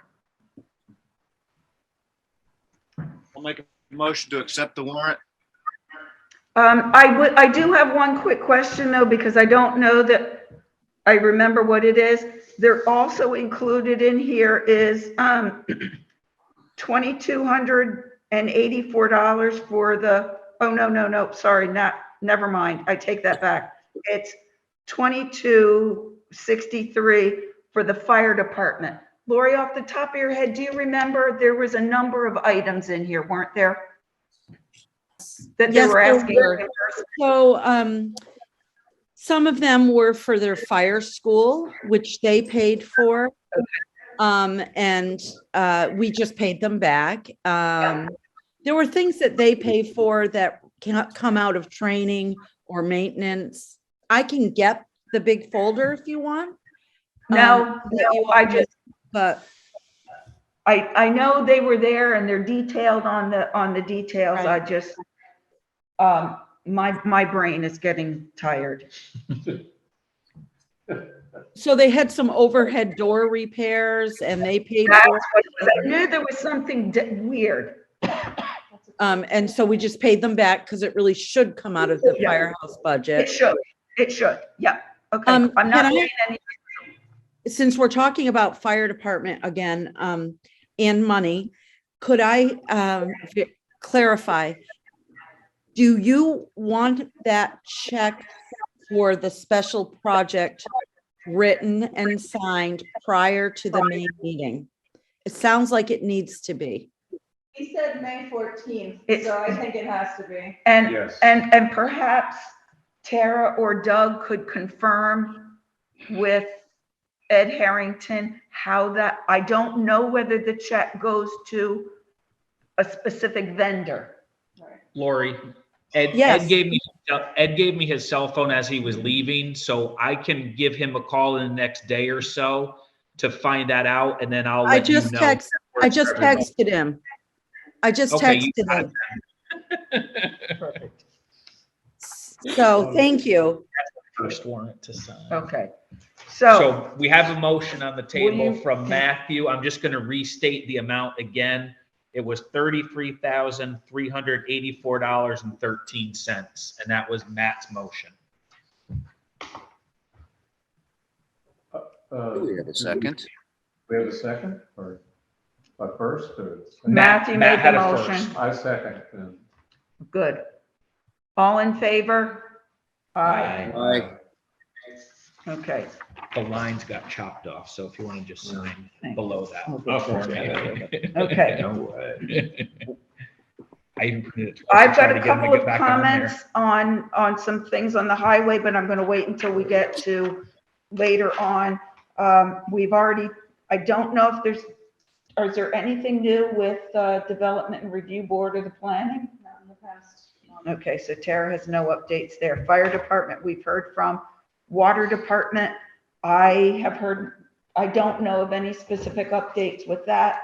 Thank you. I do know that there will be some collaboration with projects, with road projects, with the water department and the village going forward. New business. Well, let me, Can I bring something up? please. Chris Oldham is on Zoom to Okay. talk about the carriage barn if we get to that. Yes, I was just gonna say, instead of going to new business, let's go back to the public hearing and the Yes. ARPA, and especially if this is there, and then there are a few items of new business, but we will come back. Excuse me, Allison Stroll's been waiting. Her public hearing was to begin at 7:30. Thanks, Lori. Sure. Just as a matter of procedure, 7:30 was her time for public hearing. I just wanted to mention that. I think we have to do that hearing now. we have to get through that. Okay, Well, Oh, am I up? Sorry. Go ahead. Okay, I'll be really brief. I had quite a bit, but I know it's late, and I decided earlier that a lot of the questions I had are pretty specific that I need to talk to Norm and Ed and some other people that were designated as people for the hazard mitigation planning team. So I'm going to reach out to them and we'll hold a separate meeting. But I did want to report out on what I have been working on.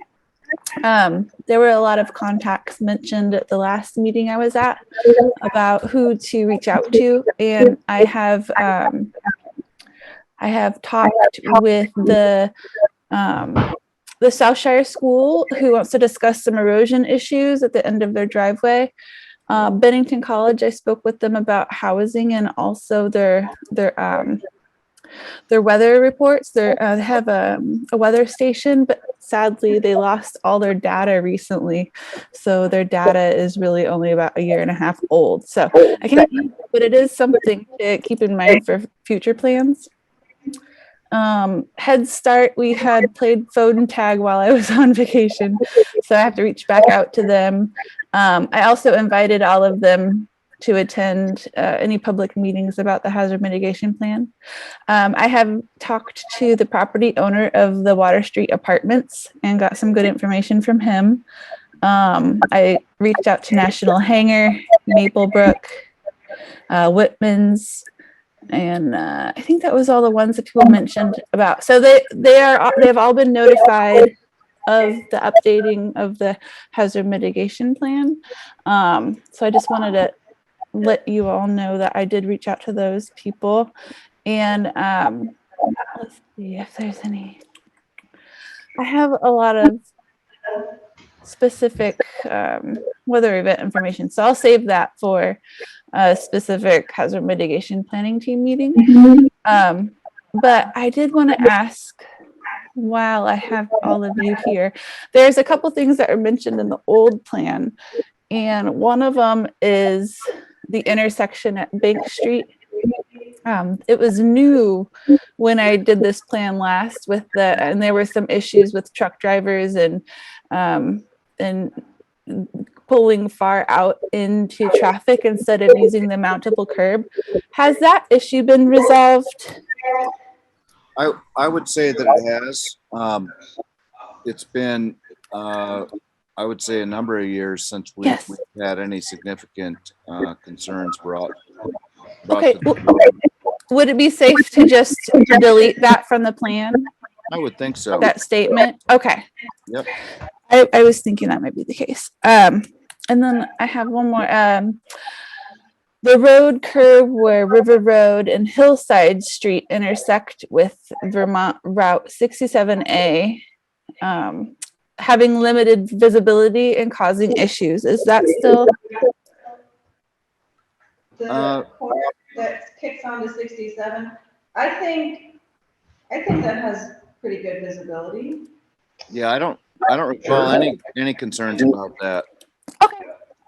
There might be more issue, like turning right from Scary Lane. Yes. Onto the main drag. That's a very blind corner there. Well, turning left is the issue. I think you're not allowed to turn left. there is a pedestrian and a bicyclist matter that can come up on that, though. Anymore, because I can't see it all from the. So Scary Drive, pulling out, or Scary Lane. Okay. Yes. Scary, it's quite hard to see traffic, predominantly to the left, somewhat to the right, so, yeah. Some years ago, the State Highway Department, having been given a piece of the land that then belonged to Quinn and Mary Frost, chose not to reduce the hill to where you could actually see down the road, fortunately. And that is an issue. And it's why there's a sign saying you aren't supposed to turn left there, but that does not stop people from turning left. I see. Okay. So, That's one of the bigger issues, Allison. I would say that's one of the bigger issues of traffic that we have in the village. Is Okay. that Yeah. the state is going to do something about it. Yep, but it'd be nice if they did do something about it. Yeah. okay. So I will delete those other two issues and add this one in. And yeah, I have access to state crash data. And so I'm going to look and see if that has any Nice. information on it. Probably not huge numbers. It's just because it's a small road, so it Right. doesn't have a lot of traffic, but when it does Right. have traffic, it is a challenge.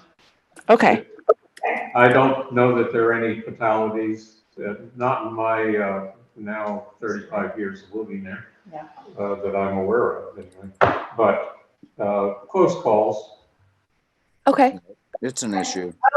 I do have a question. I would be interested in meeting with you. It's a little bit of a conflict because it's my personal property.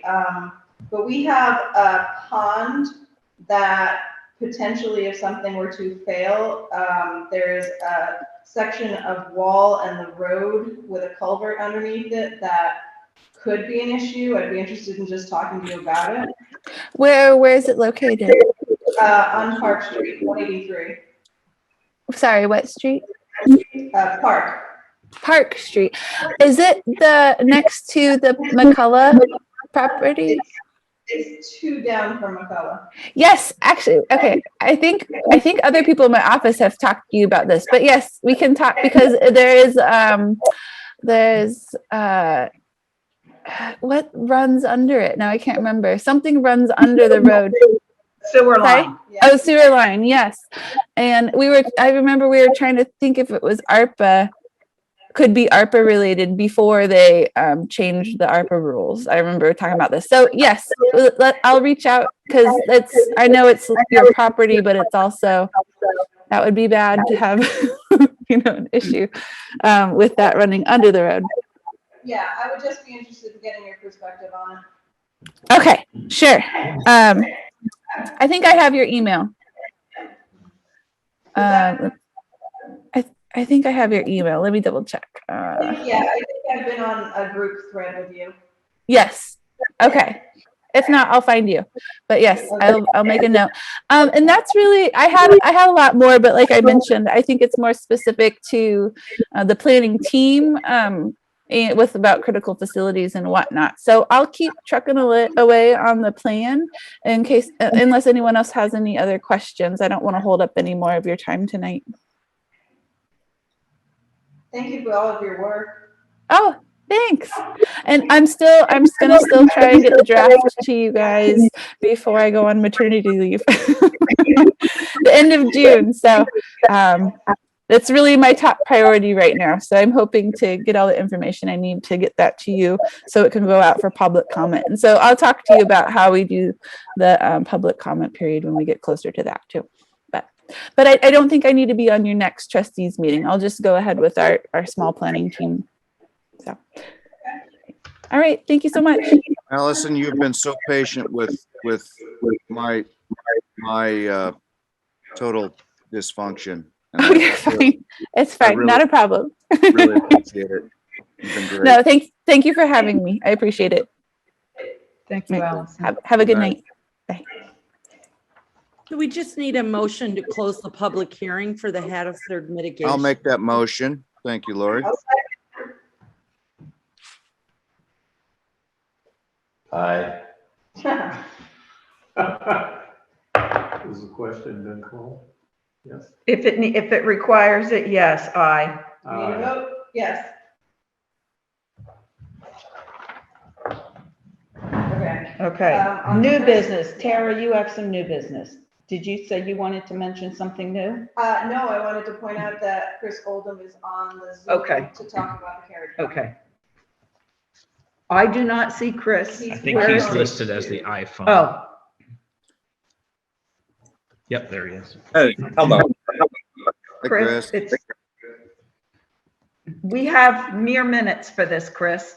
I hate to cut it short. Detailed proposal of what we're. Pause, Chris.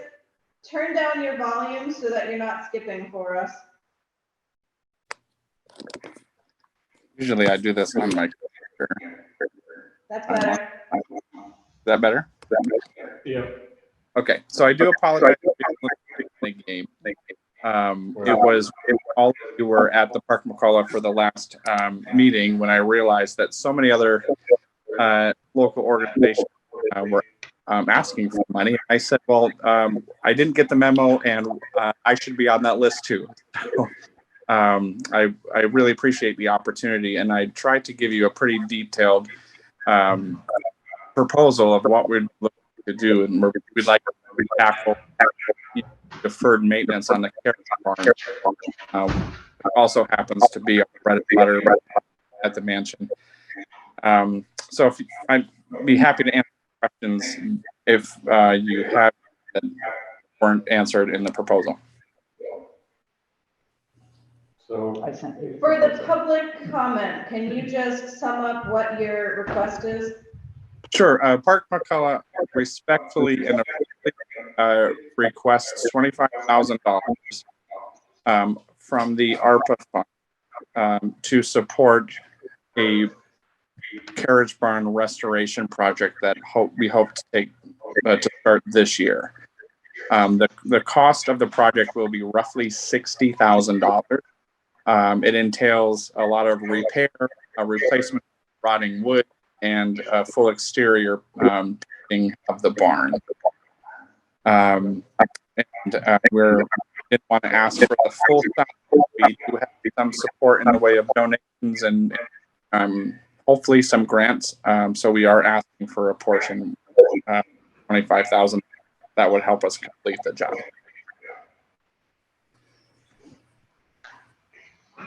Okay, thank you. This will be taking place, I should mention, over the course of the spring into the fall. We hope to get this all completed by the end of October.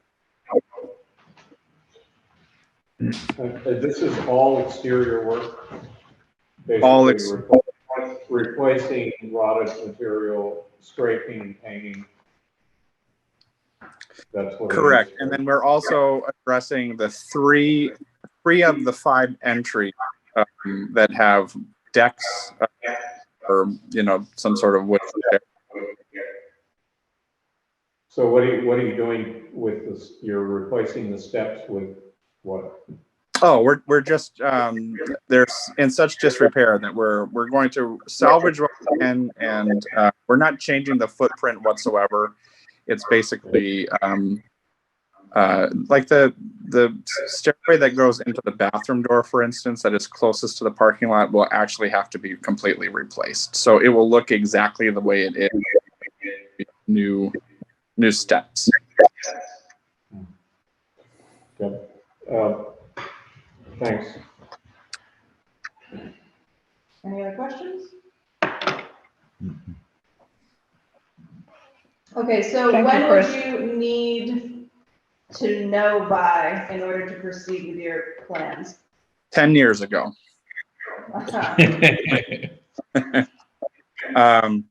Well, I'll leave that up to you. We are going to start the process, and our plan is to start in the front of the carriage barn and work our way around. As funds come in, and so we're actually kind of hoping to start the process in May. But you have some money already in order to manage, right? We have some money started, yes, but we don't have enough money for the project. So Yeah. and if we don't get the money, I should mention too that if we don't end up raising the money that we need, we will do what we can with the money that we have. I think that's sort of been, the issue. But I think what we're being able to tackle the project that the years of peace and ban are long behind. We're not getting that, Chris, because could you turn your volume down a little more maybe? Oh, down? Yeah. I think if you lean into your camera a little farther, every time you lean back, it gets worse. Oh, is that- Sorry. That too, but volume down, sure. Right. Yeah, could you just repeat briefly what that last bit was? It was coming and going. Your last. Yeah, I was just saying that if we don't have the money, or if we're not successful in raising all of the money to complete the project, we will do what we can with the money that we have. So the project will commence, but we really want to be able to finish this in 1 year. You will prioritize is what you're saying. Yes. Okay. And for the trustees' information, by October, we will have 100% of our ARPA monies in hand. Okay. We have additional time to spend them, but they will all be in hand. Okay. Are there any other questions for Chris? No, thank you, Chris, for that. Oh, thank you very much. And you know where to find me if you have any other questions. Yep. Yes. All right. Thank you so much. Have a good night, everyone. Thank you, Greg. Thank you. Is there anyone else waiting to be heard, Nope. to say anything? That Okay. was your last person. Okay. At this point, does the board wish to stay with the ARPA and continue that discussion, or move on Yes. to new business? And then, yes, I think we What have is to our finish ARPA. up. ARPA. finish. I Okay. think Okay. we ought to finish up at least the decisions that need Yes. to be made now. Time contingent ones The are two- now the village school or the North Bennington graded and And the at least some of parent. parent. Okay. Karen. So reminding that it is 5,000 and change for the village school. No, No. this for Oh, North. that's for Bennington the School business. District. Oh, That was that's- already approved. Got it, okay. So for today, That It was is- previously. yes. Got it. for today, it is the $120,000, and some portion, that was just my thought, some portion Yeah. Right. of Well, I Now would, do you want it done individually or as one? I would recommend doing it separately. Yes. Yes. For So I'll tracking make purposes, if we ever had to look back Like and each say, position in the Yeah. school. no. Whoa. I'll Doug, make a motion that we approve the 120,000 for the village school. And I will For second reading that. interventionist, math specialist, and a counselor for social and emotional learning. Yes, I will also. And that goes to the Prudential Committee or? That the will go school? directly to the village To the school. village school? Yes. Okay, good. Does not go to the Prudential. Okay. We'll then be able to hire. Okay, so that has been, For. so wait, so for clarity, can I get, Ray's made a motion for an approval of the full amount? Yes. that is I did. correct. Okay, And and, both, I seconded that. okay, It's for 120,000. can we have discussion? Yes. I'm not entirely in favor of this one-time, 1 year money. What's your I'm not reservation? arguing whether it's important or not, but this is money that will provide support services for our children that probably deeply need it, Mhm. for 1 year. And then next what? year, they will need to keep that budget. And then, I don't know if this is the way to negotiate that increase in budget. Yeah. Isn't this, sorry. Please. Go ahead. Is this money for remediation due to COVID? Yes, but Matthew's point is that 1 year is not going to do it. Oh, okay. And But- I agree with him. But would it be, you need it for 10 years, you need it for 20 or 100 or? Well, Well, wouldn't we all like to have that extra $120,000 a year in our budget, because it would definitely improve everything that. Right, but does the COVID thing go away eventually is what I'm asking. Not for this cohort of kids. The discrepancy in learning. So Matthew, my question to you is, or no, I guess it's a statement. you know, presuming that they do hire on these 3 people, we can foresee that we might need them in the future, but that would be the school's responsibility to then come to us again for this issue. No, Whereas, No, they're not gonna come to the. so they don't come to us anymore. They come to the school board and tell us what they need for their annual tuition rate. And then our school board has to set a rate that sets a tax rate on all the taxpayers. Right. And there is, speaking as the chair of the school board, there is already an issue with the size of increases, so. How many people work at the school now and in the teaching field rather than just maintenance and administration? I Well, we can't don't- tell you off the top We of don't my know head. that answer because it's not our school anymore, right? It's a school Right. we I'm just support. wondering, Well, I mean, when our kids went there were about Sorry. 10 teachers is the, and, well, there's still something in that range, you know. all right, so 3 more is quite a sizable. Well, they're not teachers. They're not teachers. So One of them is a counselor, Oh, okay. and then these are a reading interventionist and a math interventionist, right? Yes. Right. And I believe that in Tim Newbold's comments,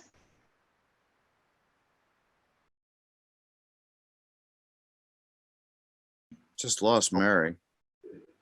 so, Hold, Mary, hold on. Is everybody back for some reason? We lost Yes. everybody.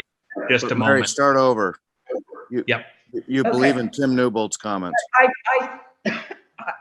my recollection is that Tim Newbold, and I was just looking for the write-up that they provided, which I agree with you. He said it was he said they were one-year positions. However, like many things, you're right, it could go into 2 or 3 or whatever, but. And it may not be all 3 positions. Right.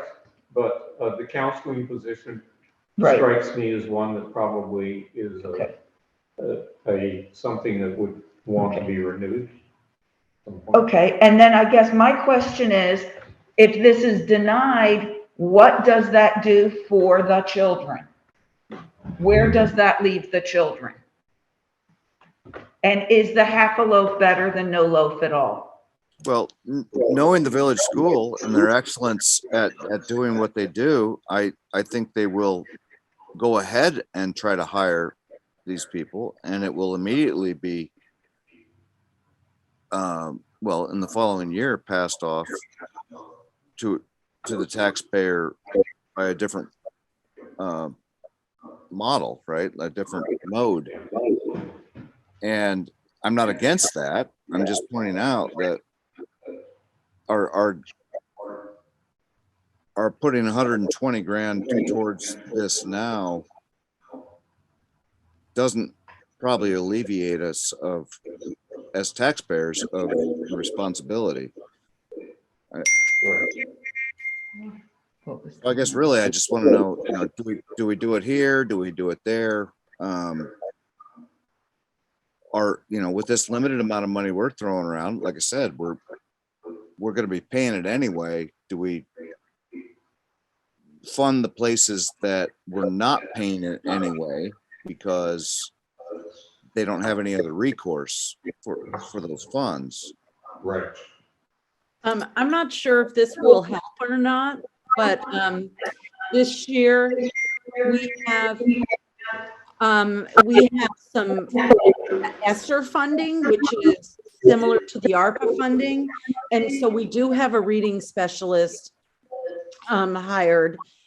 Wow, what a difference it's made, especially for my little guys. If you want to think about it this way, my kindergartners this year, they've always known COVID. And so most of them have not been in a preschool or a nursery school or any type of early education. So most of my children, this is their first experience. And to have had that reading specialist that was hired with COVID funds, it was a one-year COVID position for this year. man, it's been super helpful for those 3, 4, and 5-year-olds. So to look at it as perhaps having year 2 funded by the Village of North Bennington would be super meaningful to me as their educator and to those children. Yep. Well, I agree with you, but I the actual question is that having agreed that the need is there, how does it get funded going forward? And will it be going forward? Most likely some portion of this expenditure. Right. And I agree. I understand what you're saying, Ray. It's completely, it's difficult, but maybe I'm looking at, is half a loaf of bread better than no loaf at all? And for some of these children, the answer would be yes. Yes. So here's a proposal, and I may be way off base, but I would like to propose that that the board supports perhaps the reading specialist and the counselor position as a good faith effort and spend on this money, which still equals That's, 2/3. yeah, basically that's 75 of their 120. right. Leaving out the math specialist, which is probably, we can all agree is just as important, but it's only important for those who can read and have this extra support, in the counseling areas in a way, So Scott has a comment and then I have a comment. I know, thank you. I was trying to I get there. just want to know, this is for the fall of Yes, next. yes. So this coming fall. That's why they do need to know this Yeah. quickly. It's for FY23. And I would go along with what Matt just proposed. I think that's a good. Okay, have Doug have a Yes, comment, go and then I do have a comment myself. So I'm going to speak from two sides of the coin here. I have a child who is in 7th grade. So for his 5th and 6th grade years, he was at the village school during COVID. He is my younger of 2 sons, and he is very different from my older son in that he does struggle with reading specifically. COVID was not good for him at all. He fell even further behind. The only good thing, if you want to say that, is my wife was laid off and was able to be at home with him. Kids who did not have that advantage, I can't imagine where they would be at, just knowing what I know from my son who has the at-home attention and was still falling behind within the COVID realm. The second side of the coin, the board voted to fully fund the library's request. The library had stated to you guys, sorry, I shouldn't say us, I'm not on the board, to the board that there was an error and they still signed the contract. That's not quite it, but that's close. Okay. Yeah. So close to what happened for a portion. There was no contract signed, but. So through the estimate process then. Yes. It's more than that, but please continue your point. So my point overall is the board voted to fully fund the library, which I am in support of. I would not be in support of not fully funding the graded schools request, knowing how much that this can impact. And I feel that Tim, I can't say this with certainty because I don't work with Tim, but knowing Tim and knowing the village school for having 2 boys go through there very recently, if they feel they need this, and I think Lori has echoed that she feels that this is needed, I would look at it in that totality. If we're fully funding the library to complete a project that has cost overrun for whatever reason, and it fits the ARPA, and the village school is asking for funds that fit ARPA to benefit the next future generations. I look at those two things and say, I have a tough time saying we fully supported the library, but we're not fully supporting the graded school. And my comment is, Thanks, Doug. I personally think that the village school also should be fully funded, not because it should compare and contrast to anything else, though it's a valid point, but because I think that it's like 3 legs of a chair or 3 legs of a stool, as the old adage went. The reading, the math, the counseling, it's all part of the holistic being of the person in the school. Yes, maybe if you can't read, you can't do math, but I don't know that. I think math is a language in itself. And Good point. I just think that it's stepping over the other adages, the stepping over dollars to pick up dimes. If we say, well, we don't have, let's reserve that $45,000 for something else. I'm not sure what's more important than our children. And even if it is for a year, for those children that it does help, that's great. And maybe in that year they don't need to have the second and third year of it. And if this needs to be done anyway, and somebody needs to be hired, the taxpayers are eventually going to pay for it. This is not taxpayer money. So at least we help the taxpayers to this extent.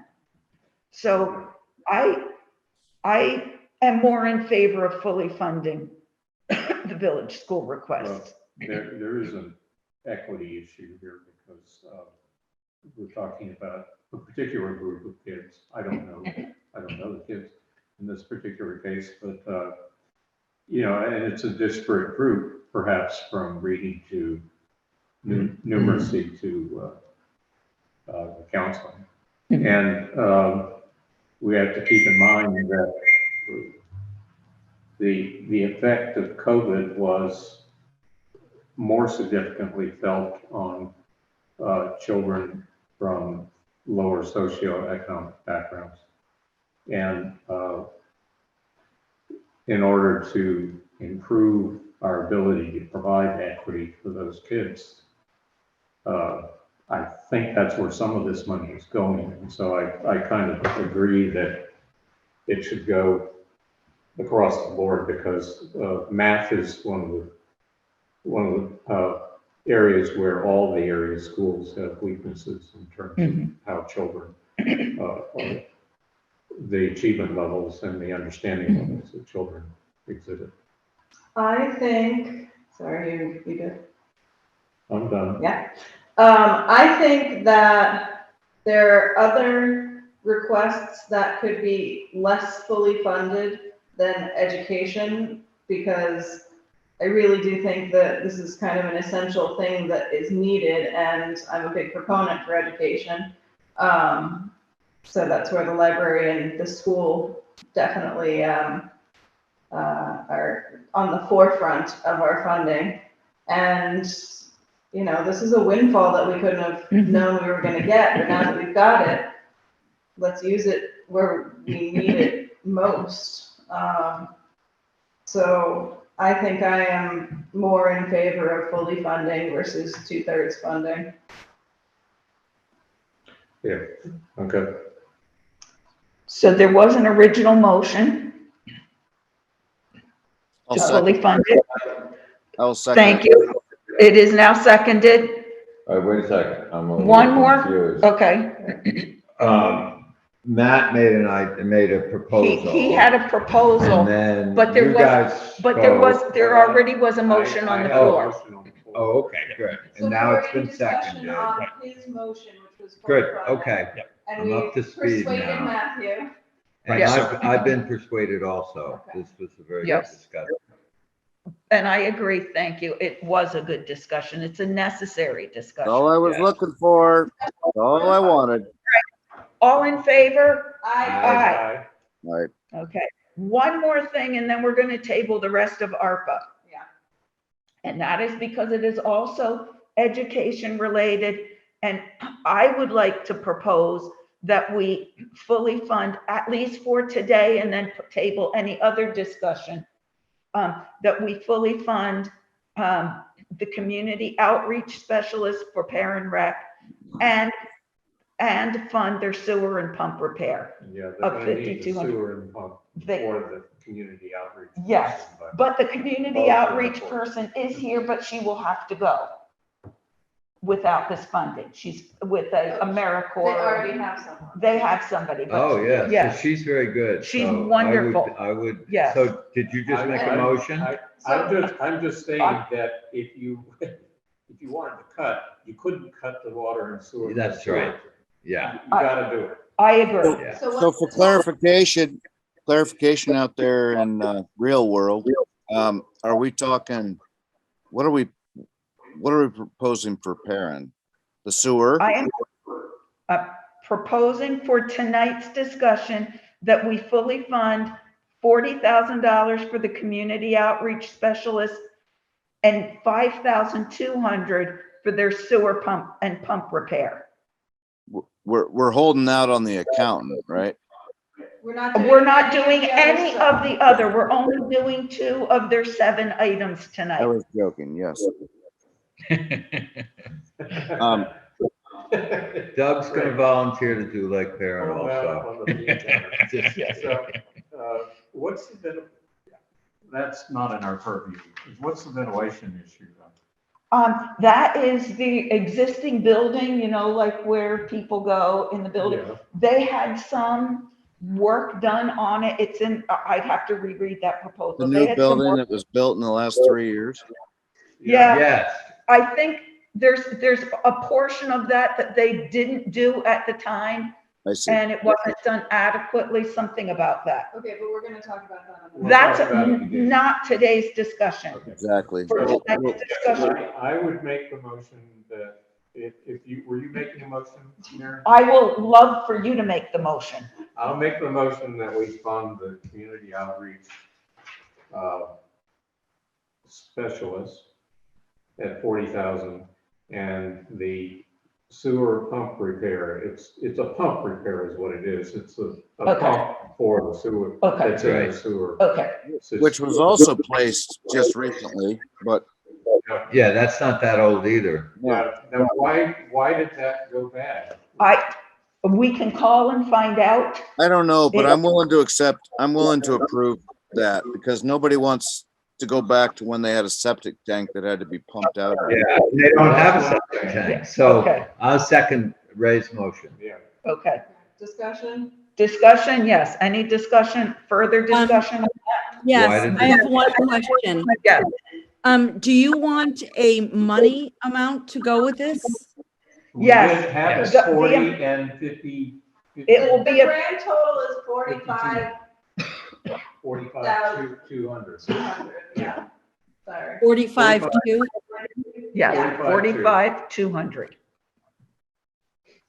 Yep. And I think, and I think since the board had discussed to keep the record keeping that because, and Ray's motion was separate for the 2 items. Yeah. So Lori, for the minutes, it's 40,000 for the community outreach specialist and 5,200 for their sewer / pump repair as per their request. Right. And that way they're down the road for Mary and I for record keeping, we know what we allocated the funds for. Okay. Good work, Doug. Love it. Thank you.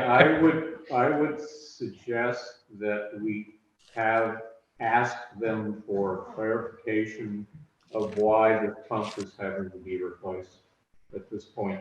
And is it a design issue, a failure of the pump per se, or is it undersized or what? And, Because I'd like to know that. what about the warranty? Why wasn't it warranty? Yeah. Well, Probably yeah, was for 2 years. Yeah, for 2 years. But it's 3 or 4 years and now. Maybe That's the answer we want. Okay, I will find answers for you promptly. Ray, Yes. Rob, yep, Sorry, what? good point on that. Let's get that background on the pump and I think that's important because I don't do. want to throw good money at free money after bad money, so to speak, and that a bad result came out of it. Agreed.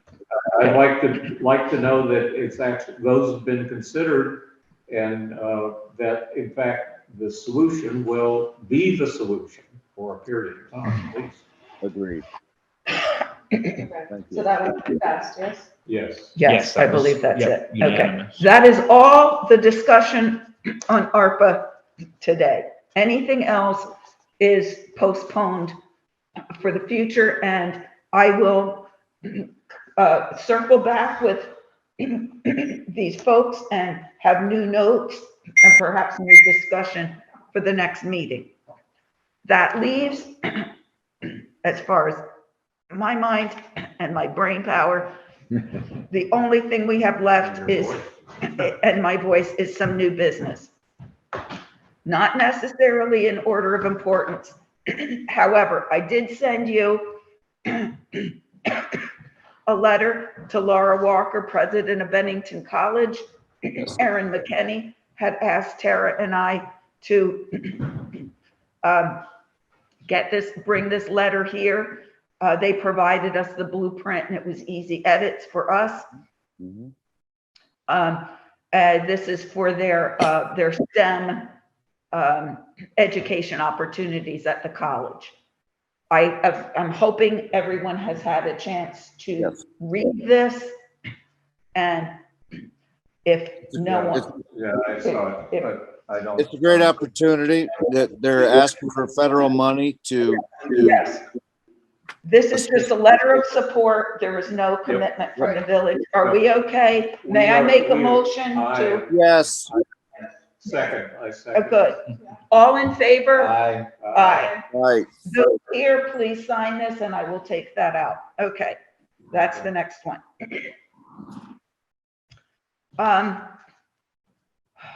Okay. Two other quick things and then two matters of some importance. There is a Green Up Day. Bennington has been invited to unite with North Bennington has been invited to unite with Bennington on a Saturday, May 7th, Green Up Day. Norm sent this to me. I asked Norm if this would be an opportunity. Can kids get involved in this? Would there be maybe some parks and rec cleanup that can be done? Maybe we can, Matt Perry, I sent him an email with this. He was on the thread. He's involved with this. Can we do something with kids? Would the trustees be interested in, if kids can do something around town to help clean up? Would we provide donuts or refreshments or a little pizza party later on just to get people involved in this? No discussion needs to be had tonight. I'm bringing this up so everybody can think of it. I'll forward Ray's email to all of you, but community outreach, community involvement, to me, is something that this board can do. And I would think most of us get out and walk around. Maybe we can do something with that. So it will come up before the next meeting. Right on, Mary. Right on. Matt? Except, Okay. isn't the Green Up Day before our next meeting? It is. That's Yes, why I said it's May going to 7th. come up. That's why I want this board to know, is there any interest? And if there is, I will pursue that with Matthew Perry, with Norm, with any other trustee who would like to help me with this venture. Well, I would just suggest that we are willing to give, some money from a fund that we have, or like, pizza or donuts or whatever you were thinking, you know? That's what I'm thinking, that we just use the discretionary trustee funds. There's several $100s left. Right. I'm not looking at doing much other than providing some small token of appreciation, especially if we can get kids. I can ask the village school if there's some interest in doing that. We can do something in a safe environment that get kids involved and take some ownership and participation in our community. And just be outside for Christ's sake. All right, how much are you thinking? 200? I'm thinking $200. Perfect. I move to approve $200 for this initiative. So moved. All approved. All in favor. Yeah. Okay, got it. All approved. Okay. Now, one other quick thing and then. One thing Yes. I might add, if we ought to approach South Shire because they're in our community as well. Good plan. And they have complained to me about not feeling neglected in terms of encouragement to participate in the community. So Excellent. I think we ought to give them this opportunity. I'm sure some of them will do it. We'll get it through the library and everything else. Yeah. And find a way to structure something that's safe for children before we embark on too much. Right. But if that's okay. And I don't know about the Highland Hall Garden operation. I don't know if that makes sense for them to participate in this. I'm thinking some safe roadways that kids can go and get involved with Right. things. Or the park itself, our skate park. Just walk by the skate park. There's plenty of trash. There's plenty of trash. That's some garbage. Yep. Okay. And that may involve getting, disposable gloves for kids or something like that. And some of the supplies are provided. So I do know that. Okay. Okay. The next thing is, Matthew, this may be something of interest to you or those in the tree committee. Okay. Our energy committees have an opportunity to purchase at either $5 or $7 to $10, up to one individuals. There's a stock of 100 sugar maples and 100 white oaks that are between 1 and 2 feet tall. They have roots on them that are 8 to 12 inches. Some of them are bare roots, some of them are not. These need to be planted soon. Does the tree committee have any interest in obtaining a few or several of each of these trees? How many? There's a stock of 100 sugar maples and 100 white oaks. Okay. So, Mary, this comes from who? Yes, this just came up. This came from Callie Fishburne at BCRC, and she sent it to us, members of energy committees. Well, I've been involved with a couple of those transactions, and we end up with trees we can't get rid of. But if there are people out there who each want to treat it, are there stipulations about where they're planted? Nope. You just have to simply call and go pick up a tree and pay for it. My question to you, not for the general public, the energy committee people will try to get this to the general public. My question is, does the tree committee have any interest in picking up a couple of trees? I'm picking up 2 for my yard, so I'm happy to go pick up more. Well, I'm not the one to ask for the tree committee. I'm sorry, I thought you were. Well, My no, mistake. I should be, except that my wife and Jeff Gray, and they're the ones that run the show. I will ask them. That would be good. I will ask my wife, but I would take like 5 sugar maples. if individuals can ask for them, then that's the way it should go. Individuals can, but again, since this is an opportunity and there seems to be some promptness. I will ask your wife and Jeff and anybody else I can see on the tree committee in the book if they I want think- some. I think the best thing, tree committee wants to spend money on putting in established trees. Okay, And so individuals though, in their own front yards, backyards, that's the way to go. okay, thank you. Okay. So done. Okay, now.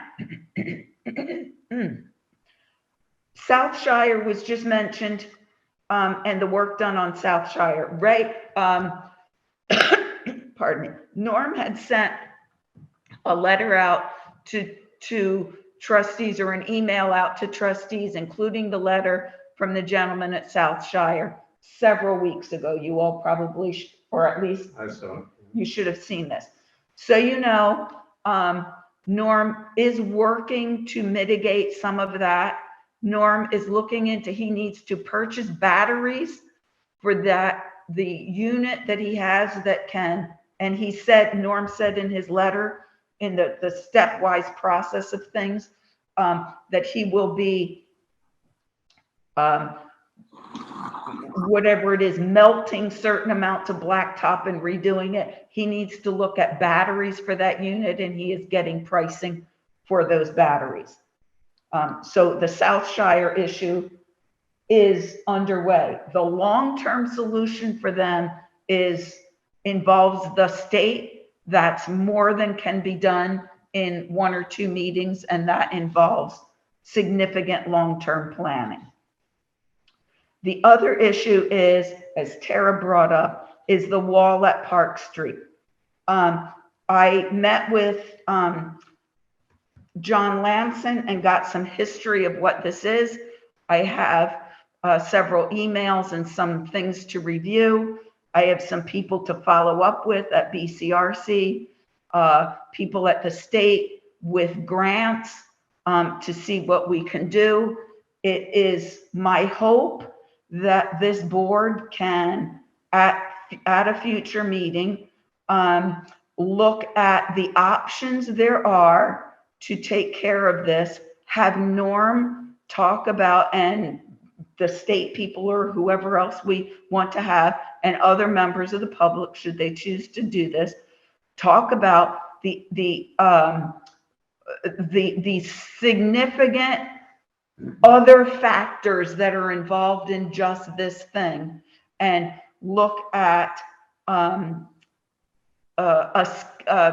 plan for how we might address this. The wall is falling in, period.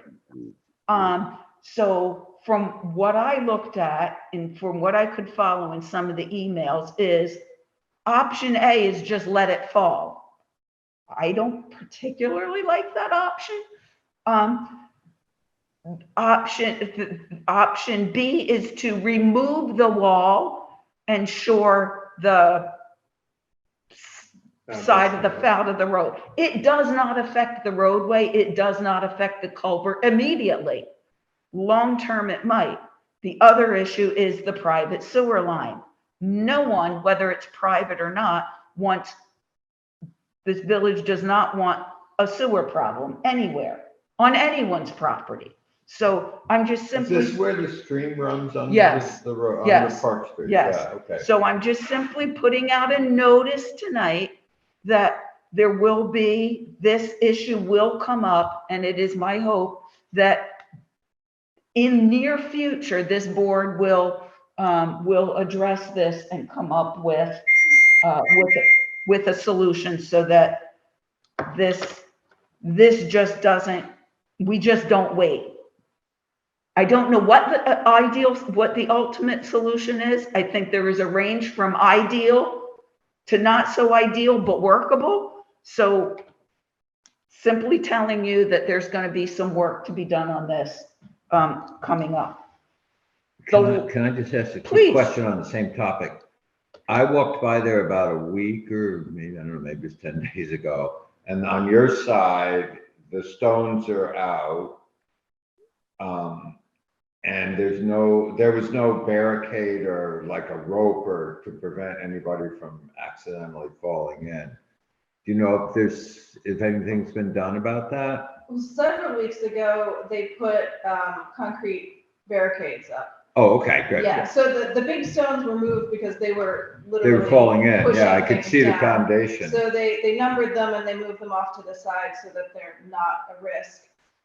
And then that issue that arose was now we have this massive drop off into hell. Yeah, so that's been addressed. So we have, there's 2 concrete bumpers and some, flaggy things. Good, to- okay. To bring it to. Yeah, the it just village. looked a little dangerous, and if Yeah. it was still like that, we Yeah. should do That's something. right, it's the bridge. That's right where, so they didn't put the concrete bumpers on top of the edge. They put it a little closer to the road. Yeah.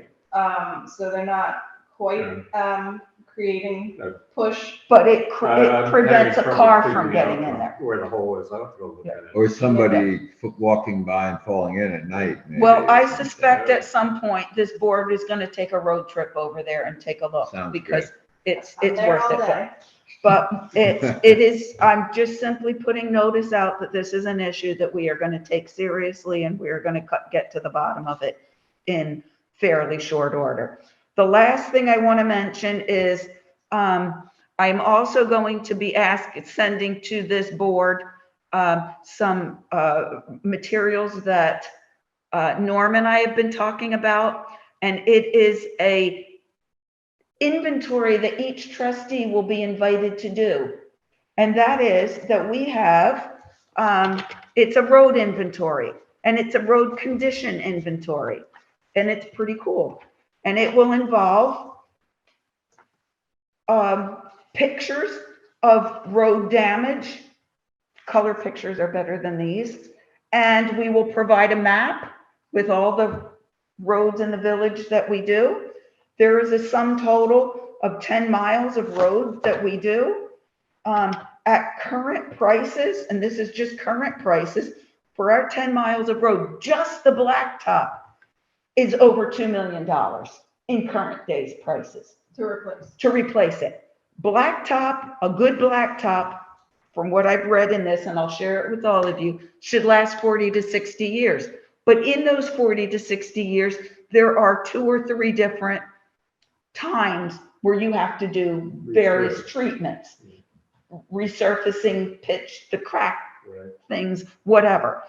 All of that is done. Much like we've just discussed with the fire department, and what we have tried to start some time ago with our other equipment is looking ahead. So my personal goal is to have the trustees, you'll get this document, we will meet with Norm at another meeting. He will instruct us on how to do this. We will take a month or so and do the inventory, our own eyes on these roads, come back, we'll tally up our results and come up with a plan for where we think the priorities should be. And we will come up with a 50-year plan on how we're going to maintain our roads, which road, when, and what. And then we will have the budget for it. We will look for grants for it. We will know. And so when people say what's going to happen here or there, we can consult the schedule and say, this is the plan. Knowing that things happen, floods, whatever it is, but at least we have a plan and at least we know what's what. That's the last thing I have to say. So you'll get that. Mary, I got tears in my eyes on that one. I'm telling you what. Oh, and then wait, the sidewalks are coming right after that, but. Is that tears of Joy? joy or tears of Joy trepidation? and excitement and like, oh my God. He's Well, very happy to have. Well, Watch that, Tudor, you're gonna get Water All Street. right, I don't know way about too long anybody for else, this meeting. This I is stupidly long. I can't take it. I can't take it. No, it's okay. We Yeah. can. Motion to adjourn. Sorry. Second. Oh, I'm done. Anybody Done? have anything to say? I'm done. Yeah, I'm talked out. I want to add to the, thank you, Mary. These are projects that have to be done. Yeah. This village has Oh to my keep God. more control of its future. long-range thinking. We are not So going to important. have 3-hour meetings in the I future. hope not. We may have we may have special meetings to address specific topics, and one of them Hopefully next time may I'll be bring it ARPA. back. Right. So, okay, thank you all. Cat TV is celebrating 30 years of community media. Help support Cat TV's next 30 years by becoming a member today. Your membership will help us continue covering meaningful, local content.